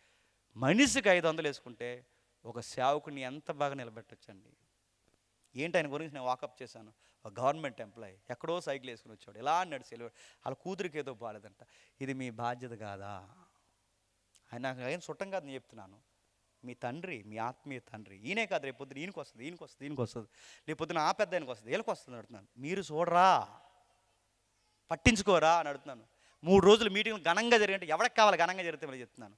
భోజనాలు లాస్ట్ రోజు బాగా ఎవరికి పెడతా భోజనాలు నడుపుతున్నాను. దేనికి? ఒక మనిషిని, ఒక పేదరికాన్ని, ఒక మనిషికి వాదార్పివ్వలేని సేవ దేనికి? నీకు నాకేం మొక్క అర్థం లేదు, కానీ టీవీ నైన్కి అర్థమైంది. ప్రార్థించే పెదవుల కన్నా చెప్పండి సహాయం చేసే చేతుల మీద ఎక్కడదండి టీవీ నైన్కి? టీవీ నైన్కి ఆ మొక్క ఎక్కడది? టీవీ నైన్ అడుగుతున్నాను. టీవీ నైన్కి ప్రార్థించే పెదవుల కన్నా సహాయం చేసే చేతుల మిన్నానే ఆ టీవీ నైన్కి ఆ కొటేషన్ ఎక్కడది? మదర్ తెరేసా చెప్పింది. మదర్ తెరేసా ఎక్కడది? క్రొత్త నిబంధన యాకోబు పత్రిక చెప్పింది. యాకోబు ద్వారా దేవుడు సంఘానికి చెప్పాడు. నీకు నాకు ఈ బుర్ర అర్థం అవ్వట్లేదు. మనం ఏం చేస్తాం? బాధ ఏమన్నా వస్తే తెల్ల సొక్కాలు వేసుకుని, తెల్ల ప్యాంట్లు వేసుకుని, పట్టు చీరలు కట్టుకుని, ఇలా చేతులు కట్టి 10 రూపాయలు ఖర్చు లేని పని ప్రార్థన చేసుకుందాం అన్నారంట. అర్థం ప్రార్థన అర్థం ప్రార్థన చేయి, కానీ ప్రార్థన కన్నా ముందు చెప్పండి సహాయం చేయి. మందులు లేకపోతే మందులు, బట్టలు లేకపోతే బట్టలు, అన్నం లేకపోతే అన్నమే, వాళ్ళకి రైస్ లేకపోతే బ్యాగ్ పడా ఇంటికి పట్టుకెళ్ళి, ఎవరెవరికి ఏ బాధలోనే ఎంక్వైరీ చేయి, వాకప్ చేయి. ఈ చేయరు బాగా డబ్బులు వేసుకుని పెద్ద చచ్చి కట్టి పైన కట్ట ₹1,00,000 గంట. దేనికి గంట టూకుతారా? ఆ లచ్చ ఏపోతే ఏ కుటుంబానికి అయితే బాగుపడతారు. చర్చలు ఘనంగా కట్టాం కాదు, బాగా ప్లాస్టింగ్ వేసి టైల్స్ చేసాం కాదు, ఇదేం కాదండి. మనుషులు నిలబెట్టండి. మొక్కల్ని ఆదాము కాశాడు, సహోదరుని కయ్యని కాయాలి, సమాజాన్ని సొలొమోను కాయాలి. ఈరోజు మనం సంఘాన్ని కాయాలి. ఎందుకు కాయాలంటే కిందికి 5వ వచనంలో ఒక మాట అంటున్నాడు చూడండి, ముగిద్దాం. క్రీస్తు యేసునకు కలిగిన ఈ మనసు మీరును కలిగి ఉన్న ఎడల, ఆయన దేవుని క్రీస్తు యేసునకు కలిగిన ఈ మనసు, క్రీస్తు యేసునకు కలిగిన ఈ మనసు ఏంటి? ఆయన ఎప్పుడు హెచ్చించుకోడు. ఎవరిని హెచ్చిస్తాడు చెప్పండి? తండ్రిని హెచ్చిస్తాడు. ఆయన ఇంకా ఎంత గొప్పవాడంటే తన శిష్యుల పాదాలు చెప్పండి కాడిక. దాన్ని ఏమంటారు చెప్పనా? సమర్ అంటే ఆచరించి చూపిస్తున్నాడు. అభాండ్ అంటే సేద్యపరుస్తున్నాడు. ఎవరెవరు పాదాలు కడుగుతున్నా ప్రభు అంటే పేతురు పాదాలు కడుగుతున్నారు. వాళ్ళ పాదాలు ఏమైనా శుభ్రంగా ఉంటాయండి? మురుగు వాడల్లో తిరుగుతున్న వాళ్ళ పాదాలు ఆయన కడిగాడు, శత్రువు పాదాలు ఆయన కడిగాడు. కడిగి ఏమంటారు తెలుసా? నేనేం చేశాను మీరు అదే చేయండి. ఏం చేసా ప్రభు అంటే అక్కడెక్కడో ఆ పేద ఊర్లో లేదా ఆ పల్లెటూరు గ్రామంలో అక్కడెక్కడో విధవరాండ్లు కొడుకు చనిపోతే ఆ ఊరంతా వెళ్ళి అందరూ వెనకాల నడుస్తున్నారు, కానీ తన తల్లిని వాదాచుడు ఎవరు లేరట. ఆ విధవరాండ్లు ఏడుస్తుంటే ఆ విధవరాల దగ్గరికి పోయి ఆ తల్లి భుజాల మీద చెయ్యేసి ఆమె ఏడుస్తుంటే నేడ్చి ఆమెకు కావలసిన బిడ్డను మళ్ళీ బతికించి ఇచ్చేసాడట. ఆ విధవరాలు ఏడిస్తే ఈయనకెందుకండి? ఎక్కడో కూతురు చనిపోతే అక్కడికి వెళ్ళి ఏడుస్తాడు. ఎవరింట్లోనో పెళ్ళి ఆకపోతే ఆ పెళ్లి గౌరవం ఈయన భుజాల మీద వేసుకుంటాడు. ఎవరో కుష్ఠరోగులు ఉంటే ఆ చేతులు పట్టుకుని ఏడుస్తాడు. ఎందుకు నడుతున్నాడు? ఎవరికో ఏదో జరిగితే ఈయనకి ఎందుకండి? ప్రభు అన్నాడు నశించిన దానిని చెప్పండి. ఈ మనసు మనం కూడా కలిగి ఉండాలి. ఏం కలిగి ఉండాలి? ఎవరెవరు కుసించిపోతున్నారో, ఎవరెవరు నశించిపోతున్నారో వాళ్ళని బాగు చేయడానికి, ఇదిగో ఈ తల్లి బాధపడుతున్నా నేను తోడుంటా, ఈ తండ్రి బాధపడుతున్నాడా నేను సహాయం చేస్తా. మన ఇంట్లో పెళ్ళైన వారం అయితే తల్లిదండ్రులు ఉంటారు, నీకెందుకురా ఇవన్నీ అని అడుగుతారు. వాళ్ళింట్లో ఏది జరిగితే నీకెందుకురా, వాళ్ళకి పెళ్లి జరిగితే నీకెందుకురా, వాళ్ళకి బాధలు ఉంటే నీకెందుకురా అంటే నువ్వు చెప్పు, నాకు కాకపోతే ఎవరికని చెప్పి. ఎందుకంటే నా ప్రభు ఎవరికేం జరిగినా ఎలాగైతే భుజాల మీద వేసుకున్నాడో యేసు ప్రభుని వెంబడిస్తున్న నేను కూడా సంఘంలో ఎవరికేది జరిగినా భుజాల మీద వేసుకుంటాను. ఇదే క్రీస్తు గుణగణాలు సమాజానికి చెప్పండి చూపించడం, సంఘాన్ని కాపాడుకోవడం. ఇది చేస్తున్నామా? ఇది చేస్తే దేవుడు ఏమన్నాడు తెలుసా? ఎవరైతే ఈ పని బాధ్యతగా చేస్తారో ఏమన్నాడు? ఒక్కసారి ఆదికాండం తీయండి, ముగిద్దాం. ఆదికాండం ముగిద్దాం. ఆదికాండము 2వ అధ్యాయం, ఆదికాండము 2వ అధ్యాయం 1వ వచనం నుండి. ఆకాశము భూమియు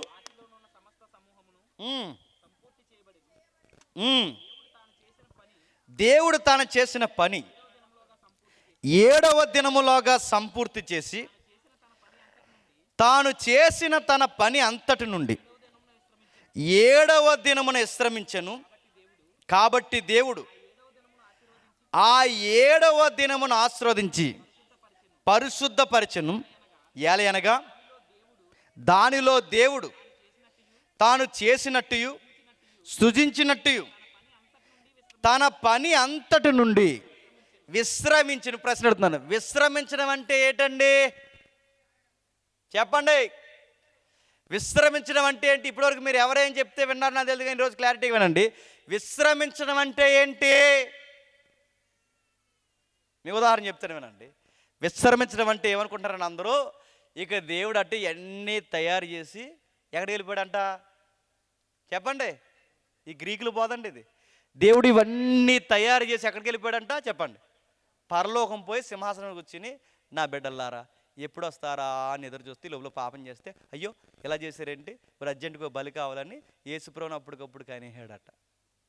మరి ఇటలాసారి స్టోరీలు అన్నీ ఇలా ఎలా వస్తాయి నాకు అర్థమవుతుంది. నేను అడుగుతున్నాను, ఆయన విశ్రమించడం అంటే ఇవన్నీ తయారు చేసి పరలోకం వెళ్ళిపోయాడని కాదు. విశ్రమించడం అంటే ఏంటి తెలుసా? ఉదాహరణ చెప్తానండి. ఎవరైనా సహోదరుని ఇక్కడ పిలిచి, సహోదరులు, పలానా సహోదరులు వేదికను అలంకరించాల్సిందిగా కోరుతున్నామంటే ఏంటండి? వచ్చి కూర్చోమని, అంతేగాని అలంకరించమన్నామని వెంటనే ఇక్కడికి వచ్చి సీపురు ఏదని అడిగాడు అనుకోండి, ఏంటి దాని అర్థం ఏంటి? సీపురు ఎందుకంటే అంటే అలంకరించమని కానీ కొంచెం తుడిసేస్తా అన్నాడు అనుకోండి, ఏమంటామండి? అలంకరించడం అంటే తుడిసేసి అవన్నీ పూలు సర్దేమని కాదు. అలంకరించడం అంటే కుదురుగా కూర్చోమని. మీరు కూర్చోవడమే అలంకారం. మీకు అర్థమవుతుందా? అలంకరించడం అంటే అర్థం అంటే పదము సందర్భాన్ని బట్టి ఏమవుతుంది చెప్పండి, మారిపోతుంది. ఇది మీకు అర్థమైతే విశ్రమించడం అంటే ఏంటి చెప్తున్నా? పని మానేసి వెళ్ళిపోయాడని కాదు. మూలార్థం మీరు చదవండి. విశ్రమించడం అంటే దేవుడు సెటిల్ అయ్యాడు. ఎక్కడ ఉండాలనుకున్నాడు? ఎక్కడ ఇద్దరు ముగ్గురు ఆదామవ్వ ఉన్నారో అక్కడ ఉంటాడు. ఆ రోజున్న దేవుడే ఈరోజు అన్నాడు. ఎవరైతే అబాండ్ సమార్ అంటే నేను చెప్పింది ఆచరిస్తూ ఎవరైతే ఈ పని చేస్తూ ఉంటారో, ఎక్కడ ఇద్దరు ముగ్గురు నా నామాన కూడుకుంటారో చెప్పండి, వాళ్ళ మధ్య విశ్రమిస్తానంటే ఏంటి? ఉంటాను. నా మాటలు అర్థమవుతున్నాయా? వాళ్ళ మధ్య ఉంటానంటే ఉంటాడు అంటే ఆ రోజు నుంచి ఆయనకున్న కోరిక ఎలిబ్రేట్ చేస్తాడంటే ఆయన మన మధ్య అంటే తోటలో ఉండాలనుకున్నాడు, భూమి మీద మనతో ఉండాలనుకున్నాడు, సహోదరులతో ఉండాలనుకున్నాడు, సొలొమోనుతో సమాజంతో ఉండాలనుకున్నాడు. ఇప్పుడు ఎవరితో ఉండాలనుకుంటున్నాడు తెలుసా? సంఘంలో ఉండాలనుకుంటున్నాడు. అంటే ఈ సంఘంలో దేవుడు ఉంటే బాగుండండి. ఏ కుటుంబంలో దేవుడు ఉంటే ఆ కుటుంబానికి ఏ లోటు ఎలా ఉండదో, దేవుడు తోడుంటే ఆదాముకి ఏ లోటు ఎలాగైతే లేదో, సొలొమోనుకు దేవుడు ఉంటే రాజ్యానికి ఏ లోటు ఎలాగైతే లేదో, సంఘానికి దేవుడు తోడుంటే ఆ సంఘానికి చెప్పండి ఏ లోటు ఉండదు.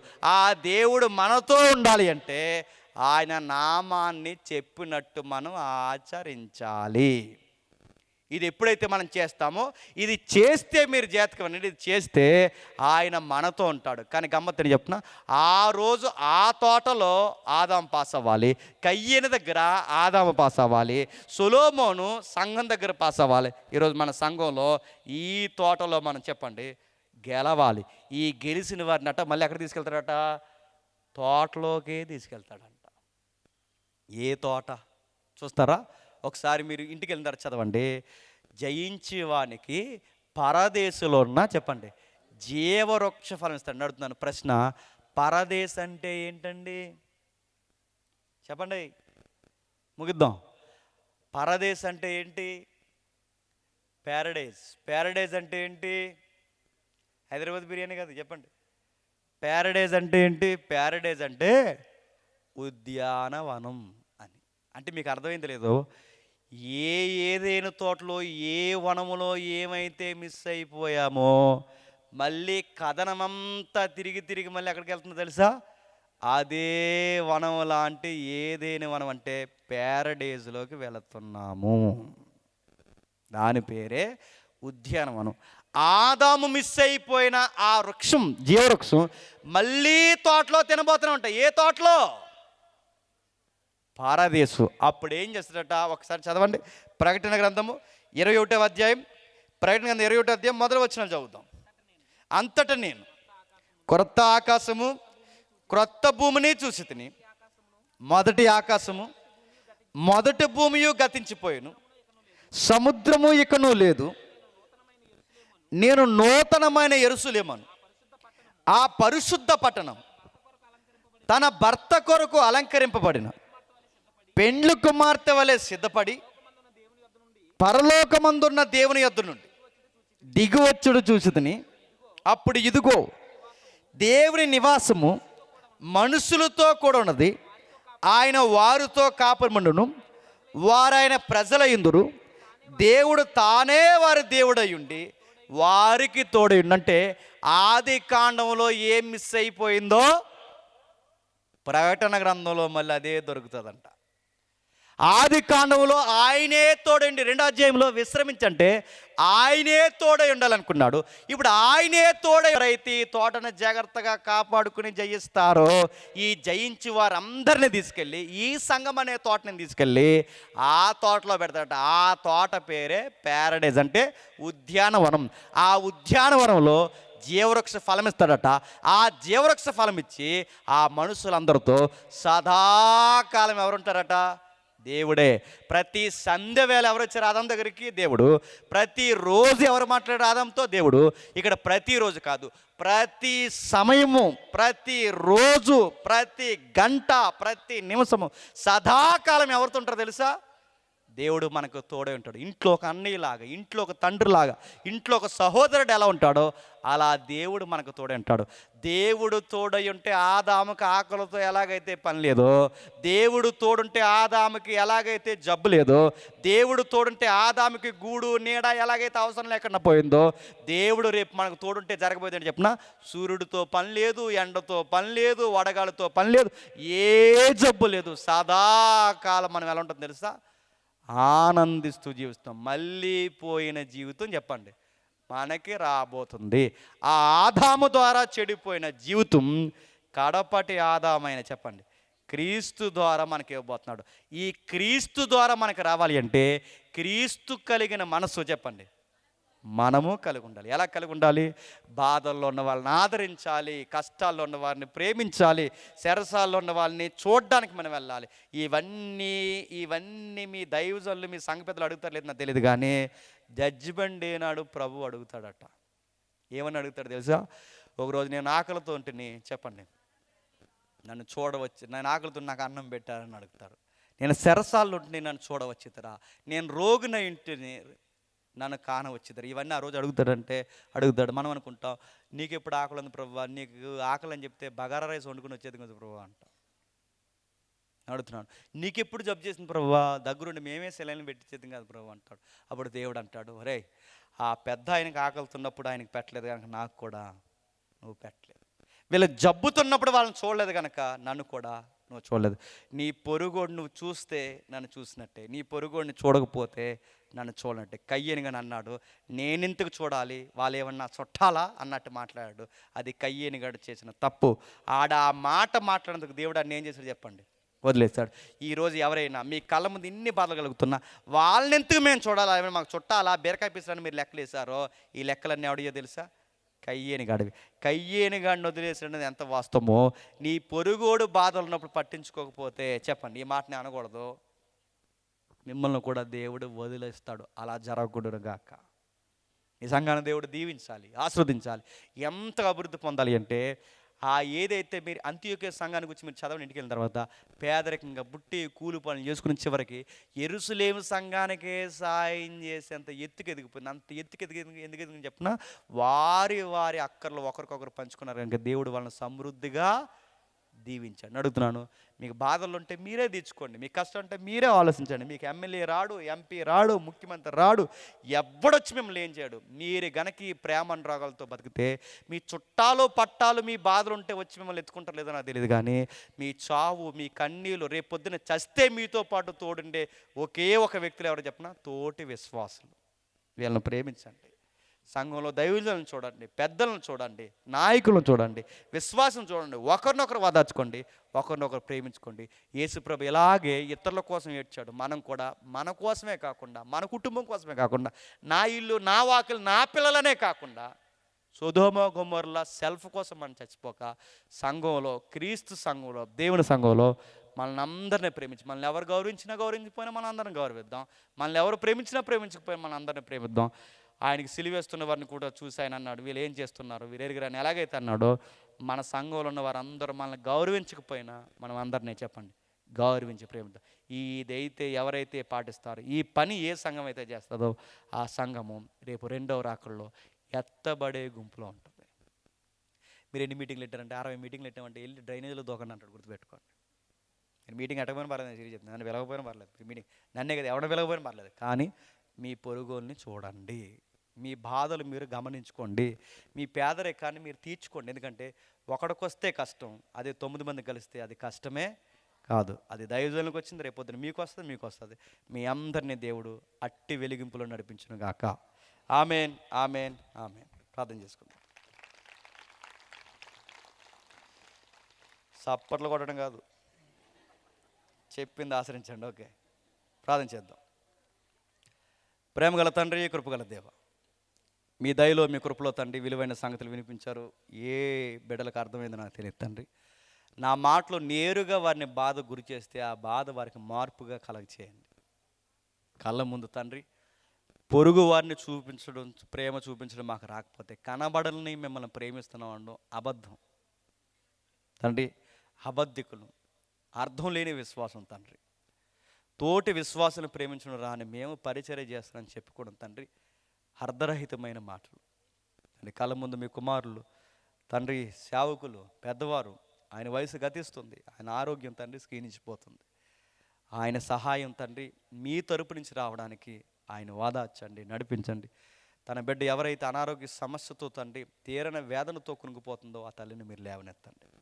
ఆయన చేసిన పరిచర్య తండ్రి నమ్మదగింది. ఒకవేళ ఆయనకి ఈ భూమి మీద ఏ సహాయం దక్కకపోయినా, ఫలింపలేని గోధుమ గింజ వల్ల ఆయన రాలిపోయినా తండ్రి రాబోతున్న నిత్యత్వంలో అధిక ఫలములతో తండ్రి మీ బిడ్డను దీవిస్తారు తండ్రి. ఆయన ఆశీర్వదించండి, ఆయన పనికి ప్రతిఫలం దయచేయండి. ఎవరైనా ఆయన బాధించినా, ఇబ్బంది పెట్టినా వారిని క్షమించండి, వారిని గద్దించండి.